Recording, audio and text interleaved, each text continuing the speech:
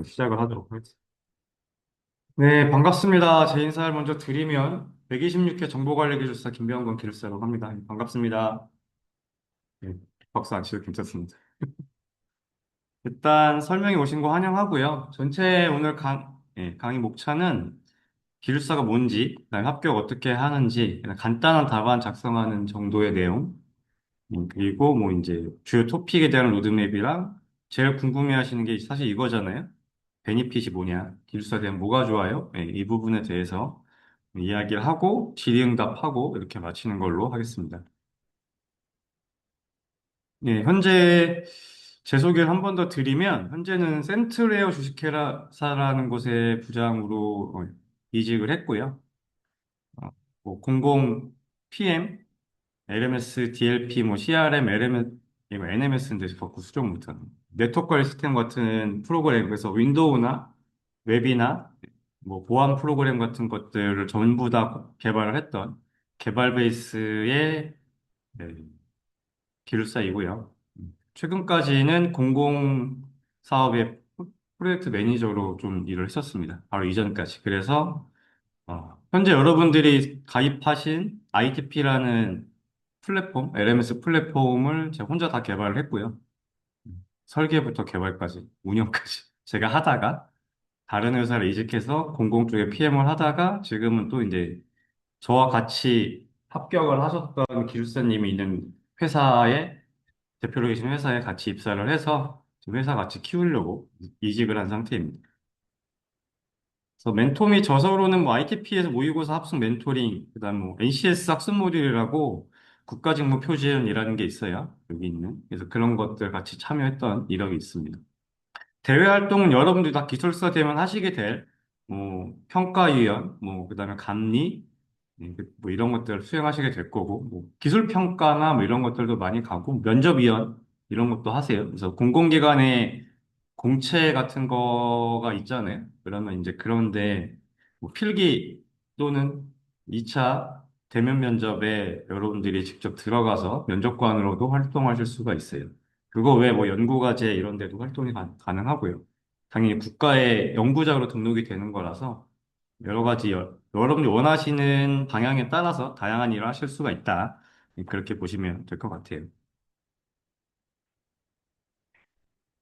많이 들어오셨으니까 제가 좀 텍스트가 좀 줄어드는 관계로 줄일게요. 그래서 기술사의 정의는 국가기술자법에 의해서 해당 기술에 대한 고도의 전문 지식이랑 실무 경험을 다 갖고 있는, 그리고 해당 자격을 갖고 있는 사람을 우리가 전문 기술사로 법으로 지정하고 있죠. 그리고 ICT 쪽의 기술사는 크게 보면 세 가지긴 해요. 정보 관리 기술사, 컴퓨터 시스템 운영 기술사, 그다음 정보 통신 기술사가 있는데 통신 기술사는 시험이 다르고 정보관리기술사, 컴퓨터 시스템 응용기술사 시험이 별도로 있지만 시험 범위가 거의 같다라고 보시면 될 것 같아요. 근데 여러분들이 어떤 쪽 기술사를 원해서 오시는지 모르겠지만 웬만하면 정보관리 기술사를 보는 걸로 현재 추천을 하고 있고요. 이유는 네, 정보관리 기술사는 1년에 3회 시험을 보고 시스템 응용 기술사는 1년에 2회 시험을 보는데 여기서 합격하신 분들이 이걸 또 보러 가시는 케이스가 굉장히 많아요.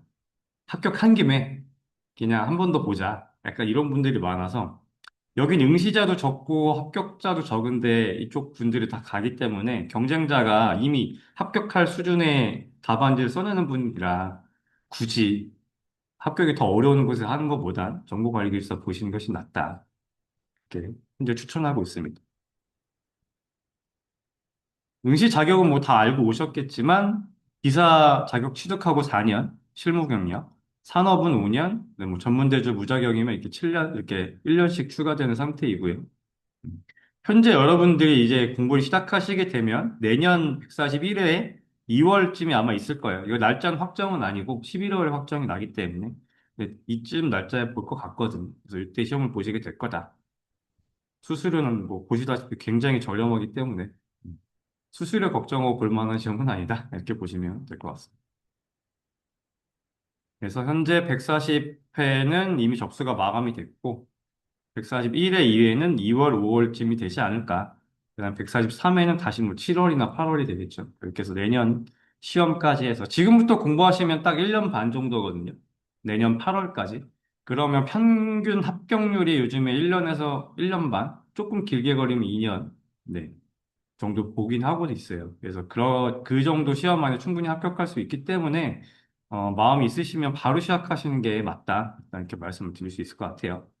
그럼 1차 필기는 400분 시험을 봐요.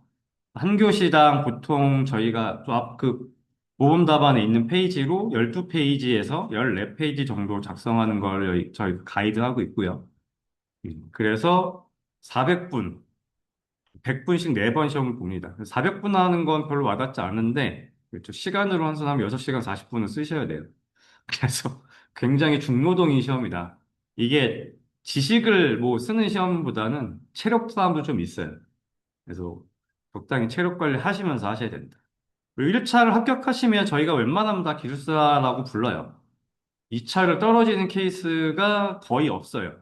2차를 한 번에 붙지 못할 수 있지만 2차 합격률은 한 65%에서 70% 정도 되거든요. 거의 한 3분의 2는 붙어요. 그래서 웬만하면 붙기 때문에 그리고 2년 동안 볼 수 있죠. 그래서 최대로 6회에서 7회까지 시험을 볼 수 있어요.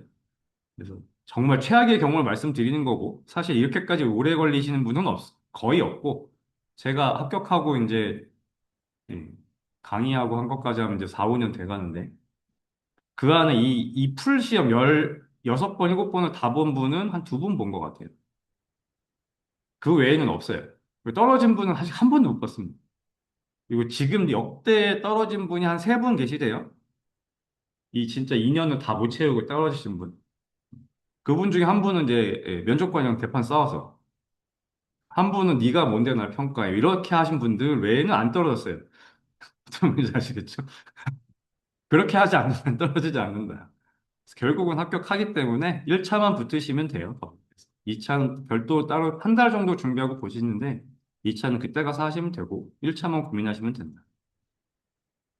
응시 자격별로 이제 합격자는 보통 요즘에 정보관리 기술사든 이게 기술사 쪽으로 시험 보는 인원이 좀 많이 늘어서 이제 한 650명에서 700명까지 사이로 시험을 보고 있고요.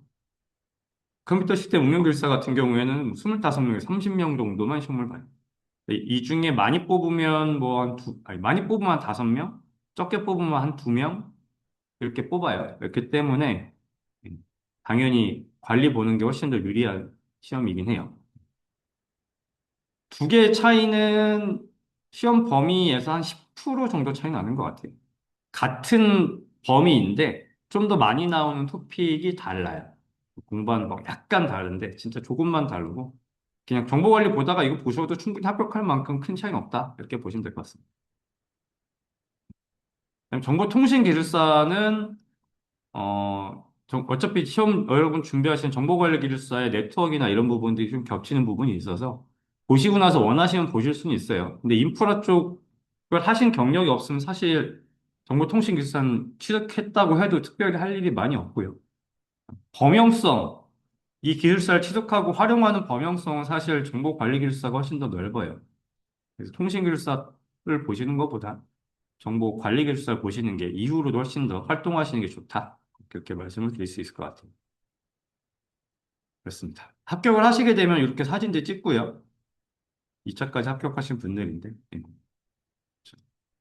요 분은 이제 29에 합격하신 인생 잘 키우고 계신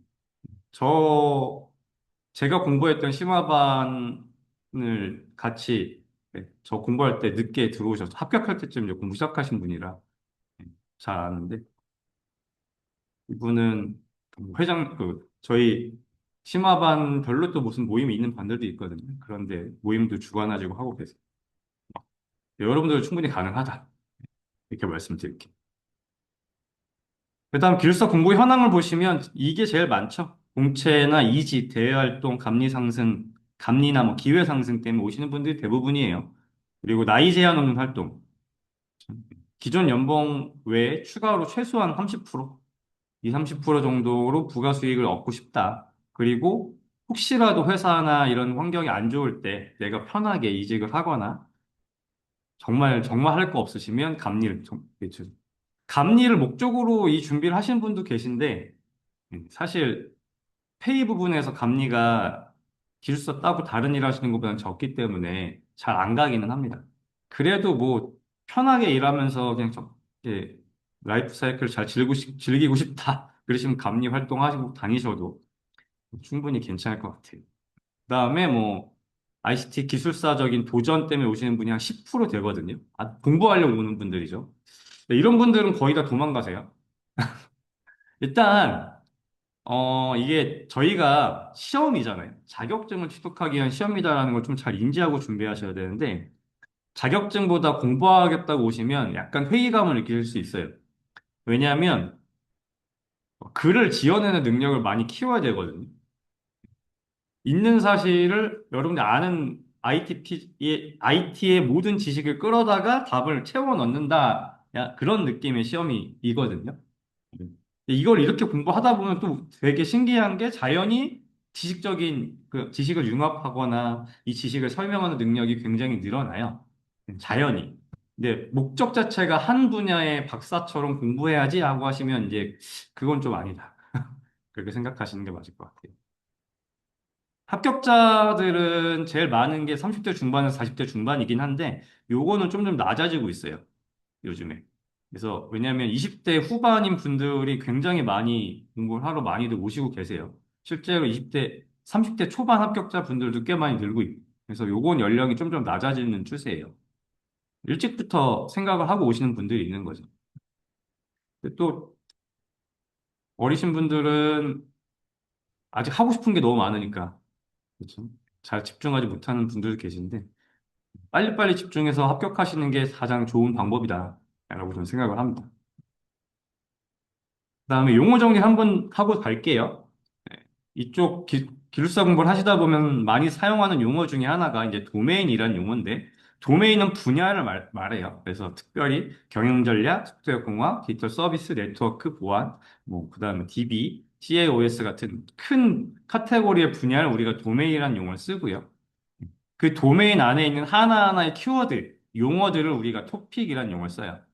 그래서 14개의 필수 도메인 중에서 실제로 여러분들이 학습하셔야 되는 토픽은 어, 한 700개 정도의 토픽. 그리고 전체 토픽이 정리되어 있는 거는 2000개에서 한 2500개 정도 돼요. 얘는 계속 늘고 있어요. 그래서 이렇게 계속 늘어나는데 어떻게 합격해? 라는 분들이 굉장히 많으신데, 근데 이걸 다 알아야 붙는 시험은 아니에요. 이 전체 도메인들을 꾸준히 학습하시고 한 1년에서 1년 반 하시면 사실 웬만한 커버리지는 다 돼요. 한 2,000개, 2,500개 충분히 다 아실 만큼 학습량이 되긴 하지만 몰라도 붙어져요. 포기하고 버리는 토픽들도 꽤 많이. 그래서 보시면 알겠지만 이 운영체제, 뭐 자료 구조, 알고리즘 이런 부분들은 요즘엔 많이 시험 문제가 안 나오기 때문에 많이들 이렇게 좀 뒤로 공부를 좀 덜 하시는 편이고요. 제일 많이 나오는 게 요거죠. 소프트웨어 공학, 그 다음에 인공지능 쪽이 요즘 많이 나오고 있고요.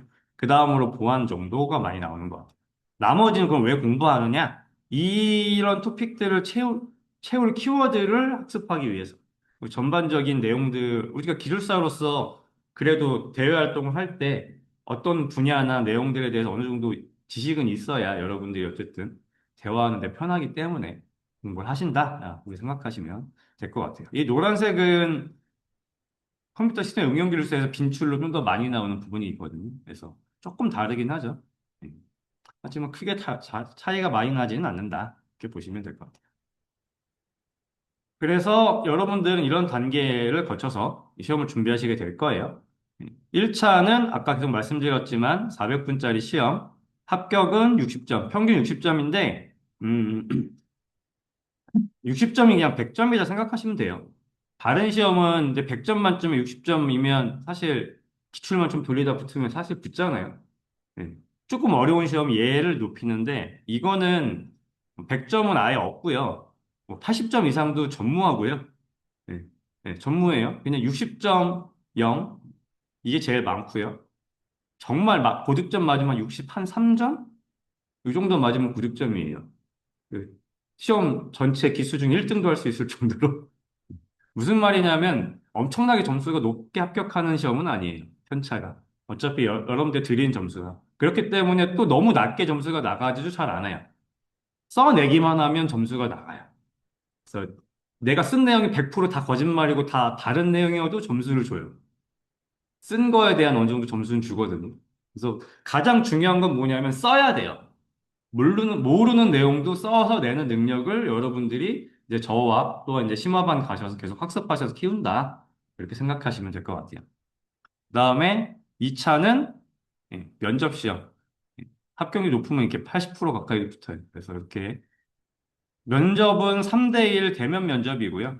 면접관 3명 대 시험 응시자 1명 이렇게 들어가서 시험을 보시게 될 거예요.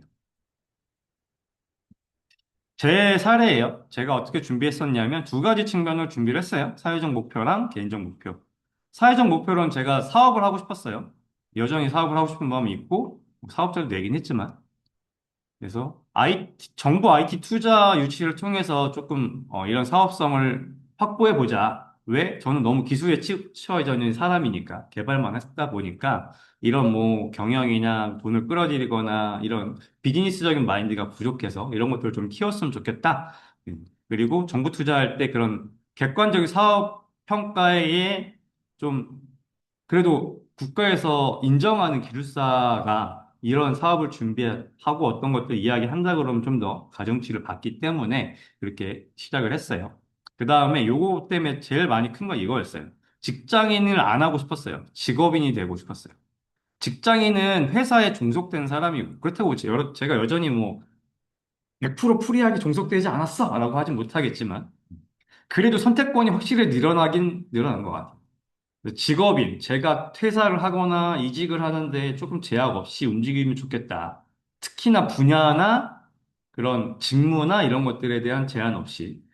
확실히 이거는 좀 확보가 된 것 같아요. 제가 개발만 했던 사람이 뭐 프로젝트 매니저도 하고 컨설팅도 하고 뭐 아키텍처도 갔다가 그렇죠? 예, 뭐 인공지능에 대한 뭐 기술 자문도 했다가 이런 걸 제가 뭐 개발만 했으면 어떻게 할 수 있었겠어요? 그런 것들을 좀 할 수 있는 능력이 커진 것 같아요. 그리고 사회적 지위 확보. 사실 저희가 IT 쪽에 있으니까 되게 전문직이 맞거든요. 아무나 들어올 수 없는 전문직이잖아요. 하지만 인정해주지 않죠. 특히 금융권, 은행 가서 저 전문직이에요. 그러시면 라이센스가 뭐예요? 이렇게 묻잖아요. 그렇죠? 하지만 기술사도 똑같은 곳이기 때문에 금융권에서 사회적 존중을 받을 수 있는 전문직으로 인정을 받아요. 이걸 받으면 당연히 뭐 대출의 한도나 그런 대출 평가에도 당연히 가점이 있죠. 그런 것들 통해서 여러분들 어떤 사회적인 활동하는 데 도움이 된다. 네, 직장의 부가가치를 창출하는 게 또 목적이었어요. 제가 개발을 했기 때문에 별도로 개발 프로젝트를 받기도 했었거든요. 근데 그래봐야 그 지인 이용해서 한두 건 받는 거지. 이게 지속성이 없더라고요. 그래서 이걸 어떻게 하면 부가 수익을 계속 늘릴 수 있을까? 그런 고민을 많이 했고요. 그런 것들 확보하기 위해서 기술사를 시작했어요. 현재 뭐 어느 정도 확보는 된 것 같아요. 계속 이걸 더 키워나가려고 고민할 뿐이지. 그 다음에 제가 해외에서 살고 싶었던 마음이 계속 있었거든요. 국외에서. 그래서 국제기술사로 변경한 다음에 해외에 대한 진출 가능성들을 좀 노려보자. 이런 마음이 있었어요. 국제기술사는 기술사를 취득하시고 3년 정도 학점만 만드시면 변경이 돼요. 신청이 돼요. 그래서 물론 자격 요건이 뭐 이렇게 어렵진 않은데 그것만 증빙이 되면 바로 국제기술사가 되고 그러면 이제 국제적으로 활성화할 수 있는 어떤 자격이 얻어지는 거죠. 그럼 개인적인 목표로는 사실 이제 기술사를 20살에 알았어요. 제 인생 계획을 좀 빨리빨리 일찍부터 세운 케이스라서 직업 자체는 중3 때 정했고요. 개발자 해야지. 이건 중3 때 정했고. 그리고 20살 때 해외 나가는 거 고민하면서 기술사도 다 찾아봐서 이때 다 알았거든요. 근데 또 제 인생이 좀 험난하다 보니까 나름 소설을 쓰는 인생을 살다 보니까 시작을 늦게 했어요. 그래서 시작을 39살 2월에 시작을 했죠. 그래서 딱 만 3년, 필기만 딱 만 3년 걸렸어요. 왜 3년 걸렸는지는 나중에 이따가 설명을 잠깐 드릴게요. 저처럼 안 하게 제가 알려드릴 수 있어요. 제가 안 한 가장 큰 근본은 기본 필수반 안 해서예요. 지금 안 하면 심화반 못 가거든요. 근데 저 공부할 때는 안 해도 갈 수 있었어요. 네, 심화반부터 갔더니 네, 망했어요. 그래서 망했다. 이게 써야 되는데 쓰는 연습을 안 했더니 결국 3년 차에 쓰고 붙었거든요. 1년 차에 했어야 될 걸 3년 차에 하는 바람에 3년 걸린 거예요. 여러분들은 충분히 그 전에 합격할 수 있다. 그다음에 가정의 경제적 최소치. 제가 뭐 사업도 하고 싶고 그런데 사업이 망할 수도 있잖아요. 불확실성 높고. 그런데 그러면 살아날 수 있는 방법이 안 보이는 거죠. 내가 최악의 경우야 회사를 잘렸어. 만약에 회사가 망했어. 그럼 이게 직업이 내 마음대로 옮기고 싶다 금방금방 구해지지 않잖아요. 그때도 내가 가정의 경제적 최소치를 보장받고 싶어. 라고 해서 시작을 했었어요. 이거는 기숙사를 취득하시면 감리를 통해서 충분히 가능해요. 감리는 연봉이 한 7천 정도 되거든요. 그러니까 여러분들이 기술사를 취득하면 일단 무조건 최악의 경우에도 7천은 받아야 이제. 최악의 경우죠. 예. 이 일은 진짜 쉽습니다. 제가 도대체 이렇게 일하고 돈을 이렇게 받는 게 맞아 싶을 만큼 진짜 아르바이트 저도 감리하는데 1년에 몇 번. 네. 도대체 이게 네. 한 10시쯤 출근해갖고 5시까지 일하는데 점심 1시간 반 먹고 그렇죠? 한 이틀은 반나절밖에 일 안 하고 그럼 결국 3일 일하는 거거든요. 네. 그리고 생각보다 괜찮아요. 나쁘지 않더라고요. 물론 그렇게 하면서 다른 일도 하는 거죠. 감리만 하고 하기엔 페이가 너무 적으니까. 어쨌든 최소치를 보장받는다. 언제든지 옮겨가는데 편하다. 특히 여성분들한테 좋아요. 출산하시고 나서 그런 경력 단절이나 이런 게 있을 수 있는데 감리 잠깐 갔다가 다시 취업 일자리 알아보시면 일단 경력 단절이 사라졌잖아요. 그렇죠? 감리 가는 건 쉬운데. 그럼 바로 이제 그렇죠? 이직하는 데 도움이 되는 거죠. 그 다음에 IT적인 지식의 확대, 전문성을 확보하고 싶었어요. 지식 융합이나 아이디어 창출하고 싶은데 개발에만 몰입돼 있다 보니까 되게 시야가 작은 거죠. 그러다 보니까 이런 게 안 됐었거든요. 근데 기술사 되시면 말빨이 굉장히 늘어나요. 그렇죠? 말만 엄청 늘어서 나중에 기술사 되고 나시면 왜 이렇게 다들 이렇게 말이 많은지, 그렇죠? 그리고 나는 왜 이렇게 말을 많이 하고 있는지 모를 만큼 계속 말을 하고 있는 여러분들 느끼실 수가 있어요. 네, 그렇게 된다. 그리고 제가 저도 ITP를 찾아간 케이스인데, 어쨌든 1위 학원이잖아요. 한국에서 이 기술사 분야의 1위, PMP 분야의 1위인 학원이잖아요. 그래서 제가 강정배 일사님을 찾아가서 나 상황 이렇다. 나 공부 6개월 만에 1년 만에 붙어야겠다. 그랬더니 써보라고 하시더라고요. 그리고 너 2000시간만 공부하면 합격하니까 해. 네 글씨체로는 1년 걸릴 거야. 라고 하셨어요. 네, 혼자서 사실 전 6개월이면 될 거라 생각하고 시작했는데 3년 걸렸죠. 저는 한 5000시간 공부했어요. 이렇게까지 공부할 게 아니었거든요. 제가 무식하게 공부를 해서 그래요. 여러분들 저처럼 공부하지 마시고. 네. 자, 암기장 오신 분들은 보셨겠지만, 거기 있는 거. 그거 2년 걸렸거든요, 만드는데. 저처럼 쓸데없이 칸 맞추고 이러면서 만들지 마세요, 제발. 그 토픽을 좀 버려야 돼요. 안 나올 만한 토픽을 매몰돼서 공부를 하시면 오래 걸려요. 암기장을 그렇게 만들어야 되니까 오래 걸리는 거죠. 그렇죠? 암기장은 빨리 보기 위해서 만들어야 되는데, 또 암기장을 책처럼 만들었던 거죠. 지금 언택으로 계신 분은 저걸 못 봐서 안타까운데 한번 보셔야 돼요. 저렇게 안 하면 빨리 붙을 수 있어요. 저런데 쓸데없는 시간을 투자하지 않으면. 그쵸? 성격 안 좋죠. 그거 보시면 딱, 아, 저 인간 성격 안 좋겠네. 이게 뭐야, 이런 느낌으로. 하지만, 네. 네. 저랑 친해지시면 괜찮습니다. 그리고 이 공부할 때 누구나 다 이런 얘기 했어요. 그거 쉬운 어려운데 돼? 야, 그거 할 시간에 너 전문 분야 파. 다른 건 당장 돈 될 만한 실무적인 거 해. 이런 얘기 굉장히 많이 했거든요. 야, 너 회사 일하면서 전 또 애도 있었으니까. 애도 있고, 지금 공부할 때 전 또 둘째가 임신하자마자 이 공부 시작했어요. 아주 그냥 최악의 경우를 다 갖고 있었죠. 그래서 다들 뭐, 아예 안 돼. 어려워. 다 이런 소리 했거든요. 근데 이걸 제가 언제도 들었냐면, 이 개발로 직업을 바꿀 때도 들었어요. 제가 아까 중3 때 개발자 하려고 정했다고 했잖아요.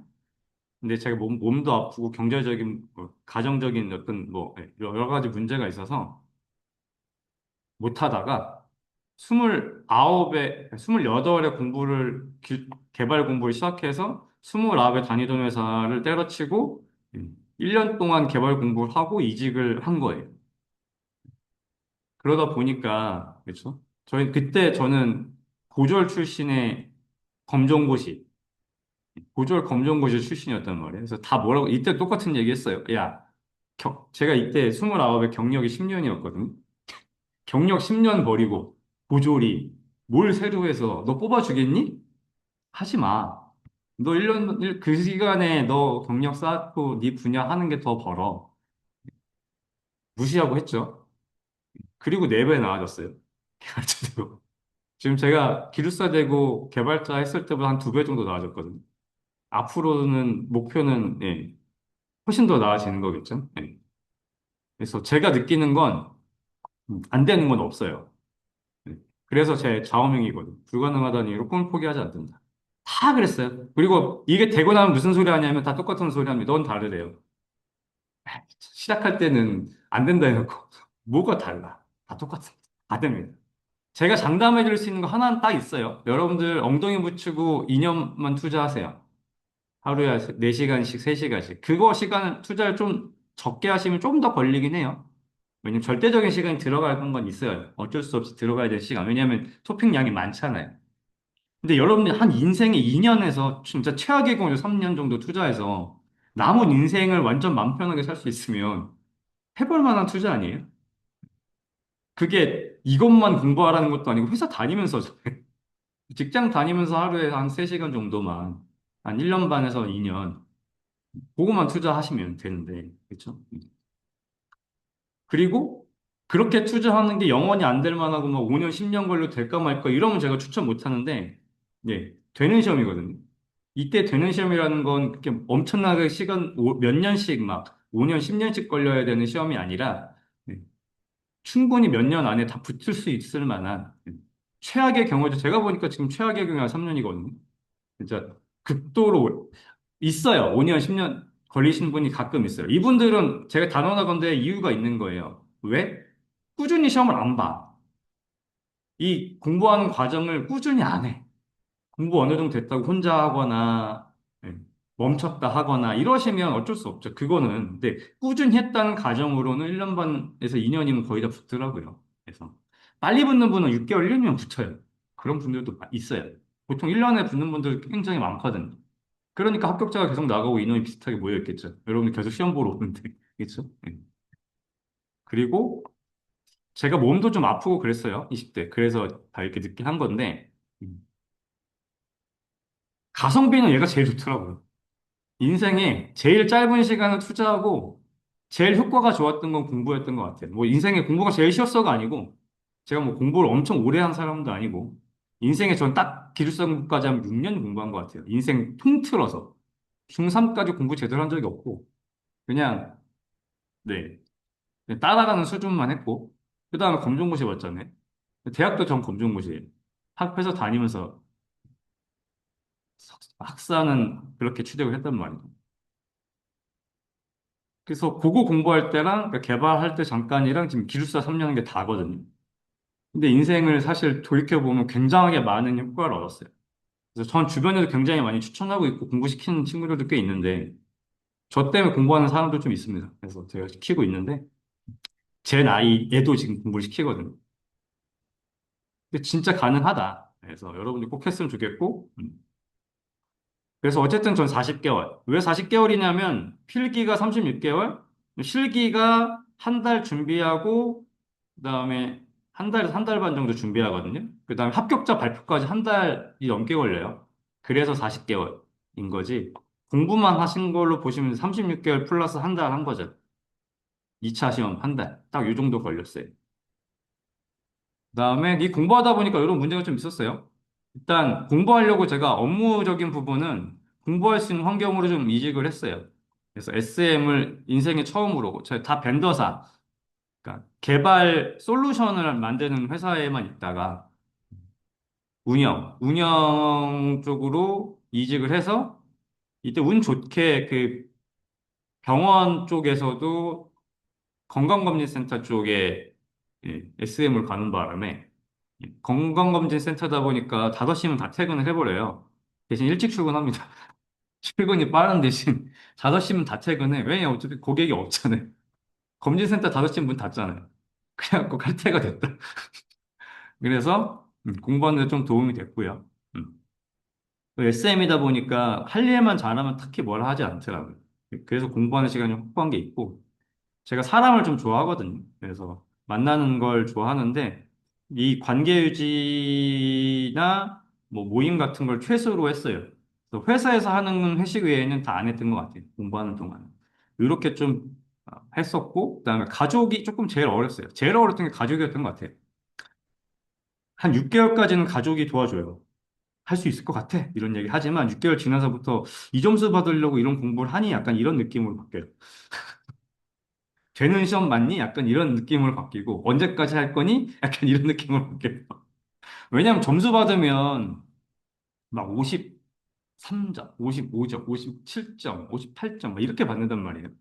근데 여러분들 60점짜리 시험에 맨날 그렇게 점수 받아서 가면 다른 60점짜리 시험처럼 느낀단 말이에요. 그 사람들은 이 시험이 뭔지 모르니까. 그래서 되게 시선이 이상해져요. 공부를 하는 게 맞냐, 너는? 약간 이런 느낌. 너 맨날 나가서 노는 거 아니야? 약간 이런 느낌. 그렇죠? 네. 그래서 나중에 방해자가 되거든요. 이게 가장 힘들었던 것 같아요. 아이들한테 조금 미안해하고, 약간 이런 부분이 좀 어려웠고. 그 다음에 제가 한 1년 정도 딱 공부하고 나서 딱 어떤 마음이 들었냐면, 너무 아쉽다. 1년 차에 딱 느꼈던 감정. 와, 진짜 조금만 더 했으면 붙었을 것 같은데라는 마음이 딱 1년 차 세 번째 시험을 봤을 때, 네 번째 시험이죠. 4차 시험을 딱 봤을 때 느꼈어요. 그래서, 좀만 더 해보자. 그래서 공부를 좀 과하게 했어요. 그, 연휴에, 그설 이런 거 있잖아요. 연휴에 정말 미친 듯이 공부를 했어요. 하루에 막 19시간 막 이렇게 공부를 내리 했더니 디스크가 오더라고요. 원래 몸 안 좋았었거든요. 디스크가 오더라고요. 그래갖고 점수가 이거 침치러 가는데 6개월 걸렸거든요. 이때 점수가 곤두박질 쳤어요. 다시 회귀했어요. 처음으로. 다시 올리느라 힘들었어요. 이게 무슨 말이냐면, 아까도 말씀드렸죠. 지속성이 떨어지면 점수가 확확 떨어져요. 이 공부가 좀 그래요. 쓰는 것도 지속해야 되고, 학습도 어느 정도 양은 지속해주지 않으면 하루 이틀만 떨어지진 않는데, 공부 못하고 못 앉아 있으면 공부를 못 하잖아요. 그래서 건강 관리를 하시긴 하셔야 돼요. 기지개 스트레칭도 많이 하시고, 어느 정도 하면서 하셔야지, 내 몸 이상, 내가 죽을 것 같은데 그걸 좀 더 이러지 마세요. 가끔 있어요. 막 6개월 만에 합격하시는 분들 중에는 3개월, 6개월 이렇게 붙는 분들이 있거든요. 2개월에 붙은 분도 있어요. 네. 등 누이고 자면 계속 자버릴까 봐 앉아서만 공부한 분, 뭐 이상한 분들 가끔 있거든요. 그런 분들이 뭐 단기 합격. 근데 진짜 그런 분들 막 몇백 명 중에 한 명 있을까 말까 특이 케이스. 여러분들 그렇게까지 안 해도 다 붙어요. 굳이 그렇게까지 몸 상하고 죽을 듯 말듯 안 해도 붙어요. 물론, 그래서 빨리 붙은다면 좋은데, 빨리 붙은 건 다 운이거든요. 6개월 이하는 운이에요. 내가 잘 쓸 수 있는 토픽이 잘 나온 거야. 운 좋게. 쓰는 능력을 키웠는데, 운 좋게 몰빵으로 좀 나와서 거기서 고득점을 확 맞고, 나머지는 어느 정도 평타를 쳐서 합격하는 거거든요. 그건 운이 좋아야 되니까. 그런 게 아니면 쉽지 않아요. 그래서 도수 치료 병행하면서 했는데, 도수가 이제 건보로 바꿔서 이게 좋은 건지 나쁜 건지 모르겠는데, 어쨌든 운동을 하면서 하셔야 된다. 그렇죠. 그다음에 수검사의 산출물이죠. 요거는 강정백 일수님이 정리한 거, 암기장. 요거를 정리하시고 6개월 만에 합격하셔서 손으로 다 하신 거죠. 그리고 이제 여태까지 20년 동안 강의를 하고 계신 거죠. 네. 이때는 이런 자료가 없었대요. 지금 이 자료가 너무 많아요. 정리된 자료가 넘쳐나요. 그래서 여러분들이 굳이 뭐 상세하게 뭘 만들지 않고 적당히 짜집기 해도 자료는 넘쳐나요. 부족할 일은 없어요. 그리고 남들이 다 이미 합격하신 저희 선배 기술사들, 저희들 멘토들이 맨날 자료는 다 정리하고 있어요. 그래서 여러분 받아 먹으면 돼요. 이렇게 안 와주셔도 되고 저처럼 그렇게 안 만들어도 된다. 자기 게 필요는 합니다. 자기만의 암기장은 필요하지만 그런 식으로 만들 필요는 없다. 이런 식으로 만들 필요는 없다. 그렇게 해서 공부하셔서 6개월에 합격하셨죠. 왜 이때 6개월에 합격할 수 있었냐? 이때는 토픽이 300개만 붙었어요. 한 300개만 공부하면 됐었다. 20년 전에. 그렇죠? 지금은 2,000개가 넘어가는 토픽. 이때는 300개 정도면 됐다.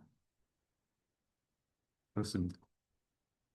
그래서 제 수험 전략은 이건 뭐 저뿐이 아니라 모두가 똑같은데 답안을 템플릿화 해야 돼요. 즉, 답안지를 쓸 때 매번 다 지어서 쓰는 게 아니라 틀을 만드셔야 돼요. 결국 그 틀 만드는 걸 가르쳐 드릴 거예요. 학습하게 해드릴 거고, 그 틀을 만들어서 그 틀에 맞춰서 내용을 채워 넣는다라고 생각하시면 돼요. 이 수기로 쓰는 시험이니까 처음부터 끝까지 다 텍스트로 쓸 수가 없어요. 그 양을 채워 넣을 수가 없어요. 그래서 보통 저희가 말한 1도 1표, 도식 하나, 표 하나, 그 다음에 정의, 목차, 이런 한 페이지가 딱 나오거든요. 그 한 페이지 분량을 만들 수 있는 템플릿을 만들고, 특히 도식의 템플릿을 여러 개 만들어 그걸 돌려 써가면서 붙는 거다라고 생각하시면 될 것 같아요. 토픽은 몇 개 정도를 정확하게 정리해서, 즉 합격을 위해서 토픽은 몇 개 정도 정리하는 게 필요하냐? 700에서 한 800개 정도. 합격 위한 토픽을. 나머지는 알기만 하면 돼요. 얘가 뭔지 알기만 하면 돼요. 이 알기만 하는 거는 이제 정의를 쓸 수 있다는 건데, 이따가 답안 작성부터 한 번 더 말씀드릴게요. 그 다음에 세 명 중에 모두 스승이 있다는 얘기죠. 무슨 말이냐면, 이 공부하는 분들이 자기 분야는 잘 알잖아요. 내가 하는 분야는 잘 알아요. 그렇죠? 깊이가 그래도 다른 분야보다는 있죠. 하는데 다른 분야도 저희가 다 봐야 되는데 이거 누구한테 들을 수 있느냐? 여기 공부하러 는 모든 분들, 이분들이 다 각자의 다른 분야에 계신 분들이잖아요. 그분들이랑 같이 공부하면서 그 지식을 얻어가시면 돼요. 내가 굳이 다 쌓을 필요가 없어. 그걸 들어서 정리된 걸 내가 들어가면 돼요. 경험치도 그렇게 들어가시면 돼요. 그리고 아까 잠깐 말씀드렸잖아요. 이 공부하시면 어떤 평가를 받는지 주변에 너 이거 이렇게 하려고 공부했어? 그래서 여러분들의 마음을 이해할 수 있는 사람은 멘토인 저희들과 같이 공부한 여러분들 외에는 아무도 없어요. 그렇기 때문에 되게 끈끈해지는 게 있어요. 가까워질 수밖에 없어. 그렇죠? 음. 그다음에 글씨 속도가 느리다. 이거는 사실 실제 글씨 속도가 정말 느려서 못 붙을 정도인 분들은 제가 아직까지 본 적이 없어요. 글씨 속도가 느린 이유는 딱 한 가지. 암기가 아직 덜 돼서예요. 암기가 되긴 돼야 되잖아요. 그리고 손을 멈춰서. 그리고 거짓말을 잘못해서. 거짓말이라고 하니까 조금 그런데 있는 토픽을 가져다 쓰는 능력을 키우는 거거든요. 즉, 여러분들의 이 공부는 인출 능력을 키우는 거예요. 여러분들이 이미 알고 있는 지식, 알고 있어요. 여러분 진짜 다 모르는 게 아니고, 알고 있는 지식을 꺼내는 연습을 안 해봐서. 지금까지 여러분들이 한 공부는 눈으로 바르는 공부예요. 사지선다의 이런 시험들은 내용을 보고 기출을 읽어서 가를 눈에 바르고 다시 그런 텍스트와 예제가 있는, 보기가 있는 문제를 보면 그때 봤던 잔상의 기억을 예제에서 찾아서 시험 문제 푸는 능력을 하는 시험이었다면 얘는 아예 그런 가져올 수 있는 어떤 고리가 아예 없는 거죠. 왜? 문제만 있으니까. 보기가 없으니까 얘 꺼내올 수 있는 능력이 없어요. 안 해봤으니. 그래서 힘든 거거든요. 그걸 그래서 키우는 능력을 시험이다. 이게 키워지면 이게 곧 암기가 되는 거고, 그러면 속도가 늘어요. 이것도 하는 법을 다 알려드릴 거예요. 그다음에 용어를 고급스럽게 하는 게 중요하다. 이때 용어 고급스럽게 한다는 얘기는 여러분들이 학습하는 토픽, 즉 키워드로 답안을 채우는 능력을 키우면 돼요. 어떤 걸 여러분한테 설명하라고 그러면 웬만하면 그게 뭔지 다 아시는데 되게 길게 설명을 하게 돼요. 왜 축약해서 설명한 능력을 한 번도 안 해봤기 때문에. 이 시험은 그 축약한 능력을 키워주거든요. 그래서 답안을 고급스럽게 키워드로 한다. 그다음 현재 트렌드, 그러니까 시사죠. IT가 어떻게 발전하고 있는지에 대한 것들을 답안에 녹이는 게 중요하죠. 이거는 학습을 조금 한 다음에 되실 거예요. 관심사가 아직까지는 안 되니까. 그리고 마지막 점검은 시험 보기 전에 컨디션 관리 잘해라 이건 나 시험 보기 직전에 하는 내용이니까 나중에 읽어만 보시면 될 것 같아요. 얘도 시험 보기 직전에 준비하는 내용이에요. 그래서 마지막에 1독 해라. 시험 보기 직전에 최소한 1독은 하고 봐라. 그다음에 뭐 자신감 유지해라. 별 내용 없죠. 그다음에 준비물 잘 챙겨라. 이런 거죠. 그런 내용이고요. 그래서 저는 어떻게 공부했냐면 스터디 그룹을 만들었어요. 스터디 그룹은 3명에서 4명 정도 사이로. 최악의 경우엔 2명, 저 포함. 그래서 이런 그룹을 전 여러 개 만들었어요. 그래서 저는 그래서 매일 이 그룹들에 되는 사람들과 공부를 했어요. 전 100% 오프라인. 아까 SM으로 갔다 했잖아요. 운영을 하다 보니까 5시에 끝나면 다른들은 6시에 끝나니까 제가 그 회사 근처로 갔었어요. 요즘엔 굳이 뭐 원택이 너무 잘 돼 있으니까 줌이나 이런 걸로 하시면 돼요. 매일 하는 게 중요하다. 그래서 짧으면 하루에 2시간, 길면 한 4시간 정도 카페에서 했던 것 같아요. 카페 문 닫을 때까지. 그래서 한 10시, 11시 이렇게 닫았으니까. 네. 그때까지 공부하고, 이건 매일. 그다음에 토요일 같은 경우에는 종일 했어요. 아침 7시부터 밤 10시까지. 그리고 일요일은 수업 들었으니까, 이게 또 9시부터, 예, 이건 수업이 보통 8시, 6시에서 8시 사이에 끝나거든요. 일단 이렇게 공부한 것 같아요. 요거를 계속 꾸준히 했다. 그 다음에, 이때는 토픽 위주로 공부를 했어요. 토픽을 많이 보는 위주로. 그리고 강의는 그럼 언제 들었냐? 이동할 때 들었어요. 이동할 때. 초반에 한 번 정도는 회독을 다 들었고요. 그다음부터는 1.5배속에서 2배속으로 계속 듣고 다녔어요. 이걸 왜 자꾸 듣고 다니냐면 여러분들이 이 토픽이라는 용어들이 익숙하지가 않아요. 많이 사용하지 않았던 용어들이 꽤 있잖아요. 익숙해야지 졸리지가 않아. 익숙해야 강의를 들을 때 안 졸려. 익숙하지 않으면 졸려요. 사람은 그렇거든요. 그래서 익숙하게 하기 위해서 했어요. 그래서 평균 뭐 이렇게 6시간에서 12시간 공부했던 것 같아요. 한 주에. 그다음 자료 갱신. 그쵸.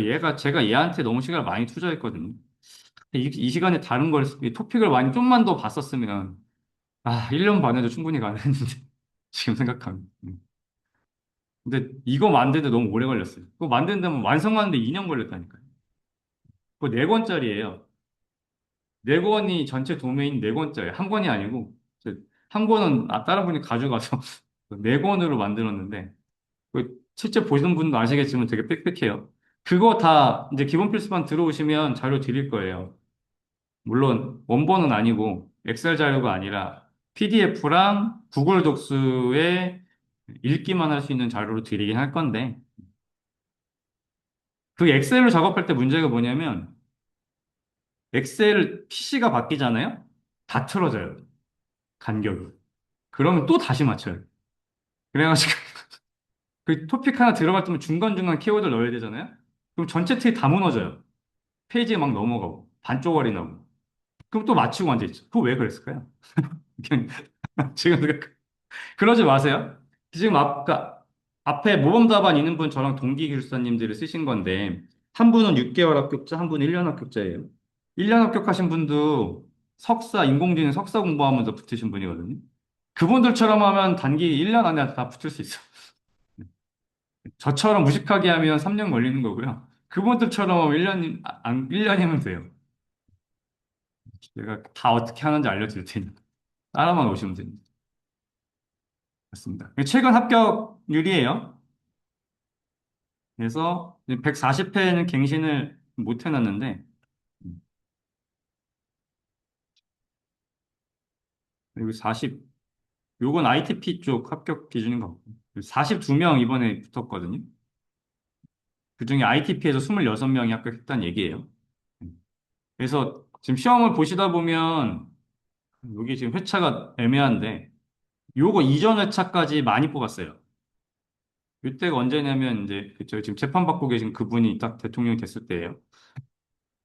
그리고 이렇게 적게 나오다가 이제 다시 느는 추세인 것 같아요. 그래서 지금 공부가 사실 저는 제일 적기다. 네. 인원이 늘릴 것 같거든. 인원 늘 때 시험 보고 빨리 붙으면 되죠. 합격자 많이 뽑아줄 때. 이거 왔다 갔다 하거든요. 적게 뽑았다가 많이 뽑았다가. 근데 지금 거의 2배 늘린 거 보면 이제 다시 많이 뽑으려는 것 같아요. 1년에 이 정도 뽑았는데 한 해차 이렇게 뽑은 거잖아요.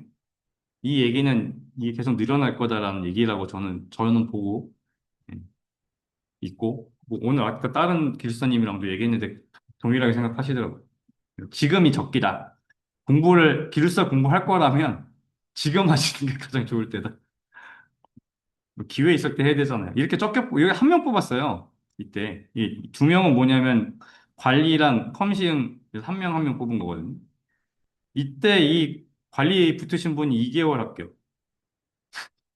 기본 필수는 하자마자 붙은. 그렇죠? 대단하죠.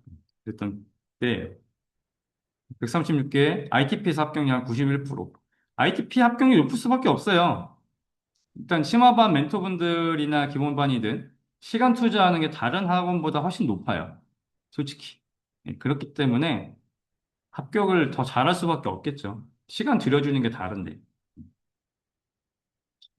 그렇게 합격했었고, 음, 요거는 뭐 한번 보시면 되고. 그 다음에 집단지성 커뮤니티를 현재 운영하고 있죠. 카페, 20년 된 카페죠. 네. 가입자 지금 한 4만 명 정도 돼가는 것 같아요. 그 다음에 ITP 사이트의 가입자는 한 2만 명. 한 6만 명 정도가 이 전체 데이터, 자료를 계속 업데이트하고 있는 거다라고 보시면 될 것 같아요. 항상 최신 자료가 업데이트 된다. 이 두 군데를 활용해서 붙으시면 되고.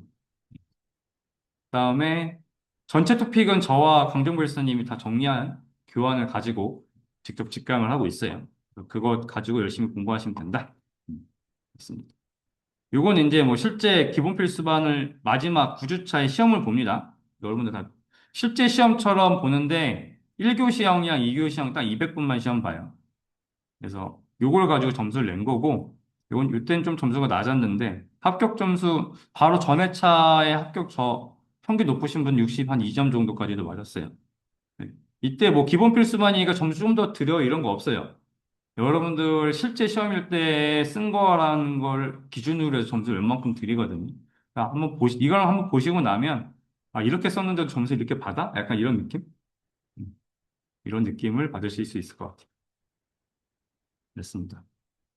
그다음에 자료는 앞에 계신 그 자료인데 요거는 이제 교환이고요.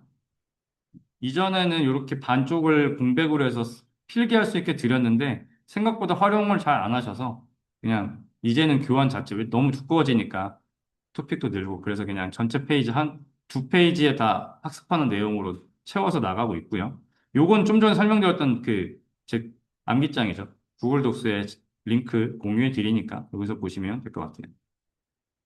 그리고 이제 최근에 단기 합격자들 리스트예요. 이때 2개월 보시면 알겠지만 제가 118회부터 시험을 봤는데 117회 보셨던 분도 2개월이 있어요. 그래서 보시면 뭐 몇 년에 한 번씩 한 2, 3년에 한 명 정도는 2, 3개월 합격하시는 분들이 나오고 보통 한 1년 반에서 2년에 한 명 정도씩 있는 것 같아요. 그리고 나머지는 한 1년에서 1년 반 사이에 거의 합격을 많이 하는 것 같아요. 이때가 더 많이 합격하고, 요거 넘어가는 분들은 2년까지 가고요. 뭐 어쩔 수 없죠. 6개월마다 시험이, 마지막 시험, 1년에 3번 보고, 마지막 시험이 6개월 뒤에 있으니까, 한 번 8월 시험을 놓치면 어쩔 수 없이 6개월을 그냥 쭉 지나갈 수밖에 없는 시험이었어요. 지금 하셔야 돼요. 그래야, 그래야 딱 1년 반이에요. 그렇습니다. 일단 심화반은 현재 14개 반. 그래서 수강생은 한 250명 정도가 심화반에서 학습을 하고 있고요. 이 중에 합격권이라고 하는 거는 한 100명 정도 되는 것 같아요. 100명 내외, 80에서 100명 정도. 타학원까지 해서 한 100에서 120명 정도 합격권이라고 보고요. 타학원 인원 너무 적게 잡은 거 아니야라고 말씀하실 수 있는데, 네. 가끔 몰아서 나와요. 한 2년 정도, 1년 반에서 한 2년 정도마다 몰아서 나와요. 왜냐하면 어쨌든 시간을 들이면 합격한다고 했잖아요. 그래서 다른 학원도 많이 안 나오다가 한참 쌓였다가 몰아서 한번 쫙 나오고 나면 다시 또 안 나오고 약간 이러더라고요. 그러지 않으면 거의 ITP에서 거의 다 나오더라고요. 인원이 많아서 그런 것도 있고, 아까도 말씀드렸지만 확실히 심화반 분들이 학습에 쏟는 시간이 달라서 도와드리는 시간이 달라서 그런 것도 있는 것 같아요. 근데 문제 유형을 잠깐 설명드리면, 여기 13개 문제 중에 10개 문제를 푸는 게 1교시형이에요. 그래서 각 문제당 10분, 한 문제당 10분씩 100분 안에 쓰셔야 돼요. 10분은 최대치이기 때문에 보통 한 8분. 뭐 노코드가 뭐야? 그럼 8분 안에 한 페이지 쓰는 거죠. 지금 해보시라고 하면 이제, 아, 이거 미쳤네? 약간 이런 느낌인데, 나중에는, 네, 한 페이지 빨리 쓰는 분은 5분에도 써요. 22줄짜리 그 A4 용지거든요. 그래서 거기에 쓰는데 한 5분이면 쓰는 분들도 있더라고요. 저는 5분에 써본 적은 없어요. 저는 한 6분에서 한 7분 정도 걸렸었는데 제가 약간 뭘 못하냐면 거짓말로 쓰는 걸 잘 못해갖고 오래 걸리는 거고 잘하는 분들은 금방 쓰시더라고요. 그리고 2교시형은 6개의 문제 중에 4문제를 보시는 거예요. 이 2교시형을 3번 보는 거예요. 그래서 2교시, 3교시, 4교시에 무슨 특정 도메인이 나오는 건 아니고 그냥 전체 도메인이에요. 도메인이 뭐 교시마다 정해져 있지는 않아요. 항상 선택권이 있다. 모든 문제를 다 써야 되는 건 아니라 버려도 되는 문제가 있다. 근데 물론 버려도 또 모르는 문제가 있죠. 보통 1교시 시험 같은 경우에는 내가 정말 잘하는 문제가 한 3문제, 적당히 아는 문제가 한 4문제, 그리고 아예 내가 이 세상에 처음 들어본 용어가 한 2문제, 아예 접근도 못할 만한 게 한 3문제 돼요. 그래서 13문제. 그래서 무슨 말이냐면 이건 아예 무조건 버릴 거잖아요. 용어를 가지고 유추라도 할 만한 게 한 2문제 나와요. 하지만 얘가 뭔지 몰라. 이건 진짜 소설 쓰는 거죠. 그리고 얘로 얘 점수를 커버하고 이거는 합격 점수 666에서 18점을 맞아서 붙는 거죠. 얘는 이거 점수 높게, 얘는 합격 점수, 얘는 5점, 5점을 해서 뭐 15점 정도 조금 낮게 맞아서 이거를 퉁쳐서 합격한다. 이런 느낌이라고 보시면 되죠. 그러니까 쓰면 점수가 나오니까. 아예 모르는 문제 다 거짓말을 써도 3점은 나와요. 333에서 한 10점. 진짜 다 거짓말로 써도 10점에서 11점은 주더라고요. 내가 처음부터 끝까지 거짓말을 썼는데. 이 세상 처음 듣는 용어인데 쓰면 점수를 줘요. 그래서 무슨 말이냐 무조건 써야 돼요. 컴시형도 똑같아요. 13문제 중에 10개, 6개 중에 4개 이렇게 쓰는 문제예요. 그래서 답안에 대한 채점 방식을 잠깐 설명을 드리면 답안에서 가장 중요한 요소는 첫 번째가 무조건 정의예요. 그리고 기술사가 어떤 토픽을 가져다 대도 정확하게 낼 수 있는 거. 그것도 정의에 들어가야 되는 건 3가지인데, 첫 번째는 목적이나 환경, 두 번째는 종결어, 명사형으로 끝나는, 그러니까 설명형으로 끝나면 안 돼요. 서술형으로 끝나면 안 되고, 얘가 뭐다라는 정확한 명사형 종결을 작성해야 돼요. 프레임워크인지 기술인지, 그죠? 그다음에 뭐 방법론인지, 전략인지, 그런 정확한 종결. 그리고 이거를 구성하는 주요 키워드가 3개. 요거에 뭐 형용사가 됐던 접속사가 됐던 이런 용어들을 더했다 뺐다 해서 2줄로 만드시는 거예요. 그래서 한 줄에 여러분들이 써야 되는 텍스트의 양은 18글자에서 21자, 많으면 23자. 요 정도가 한 줄이에요.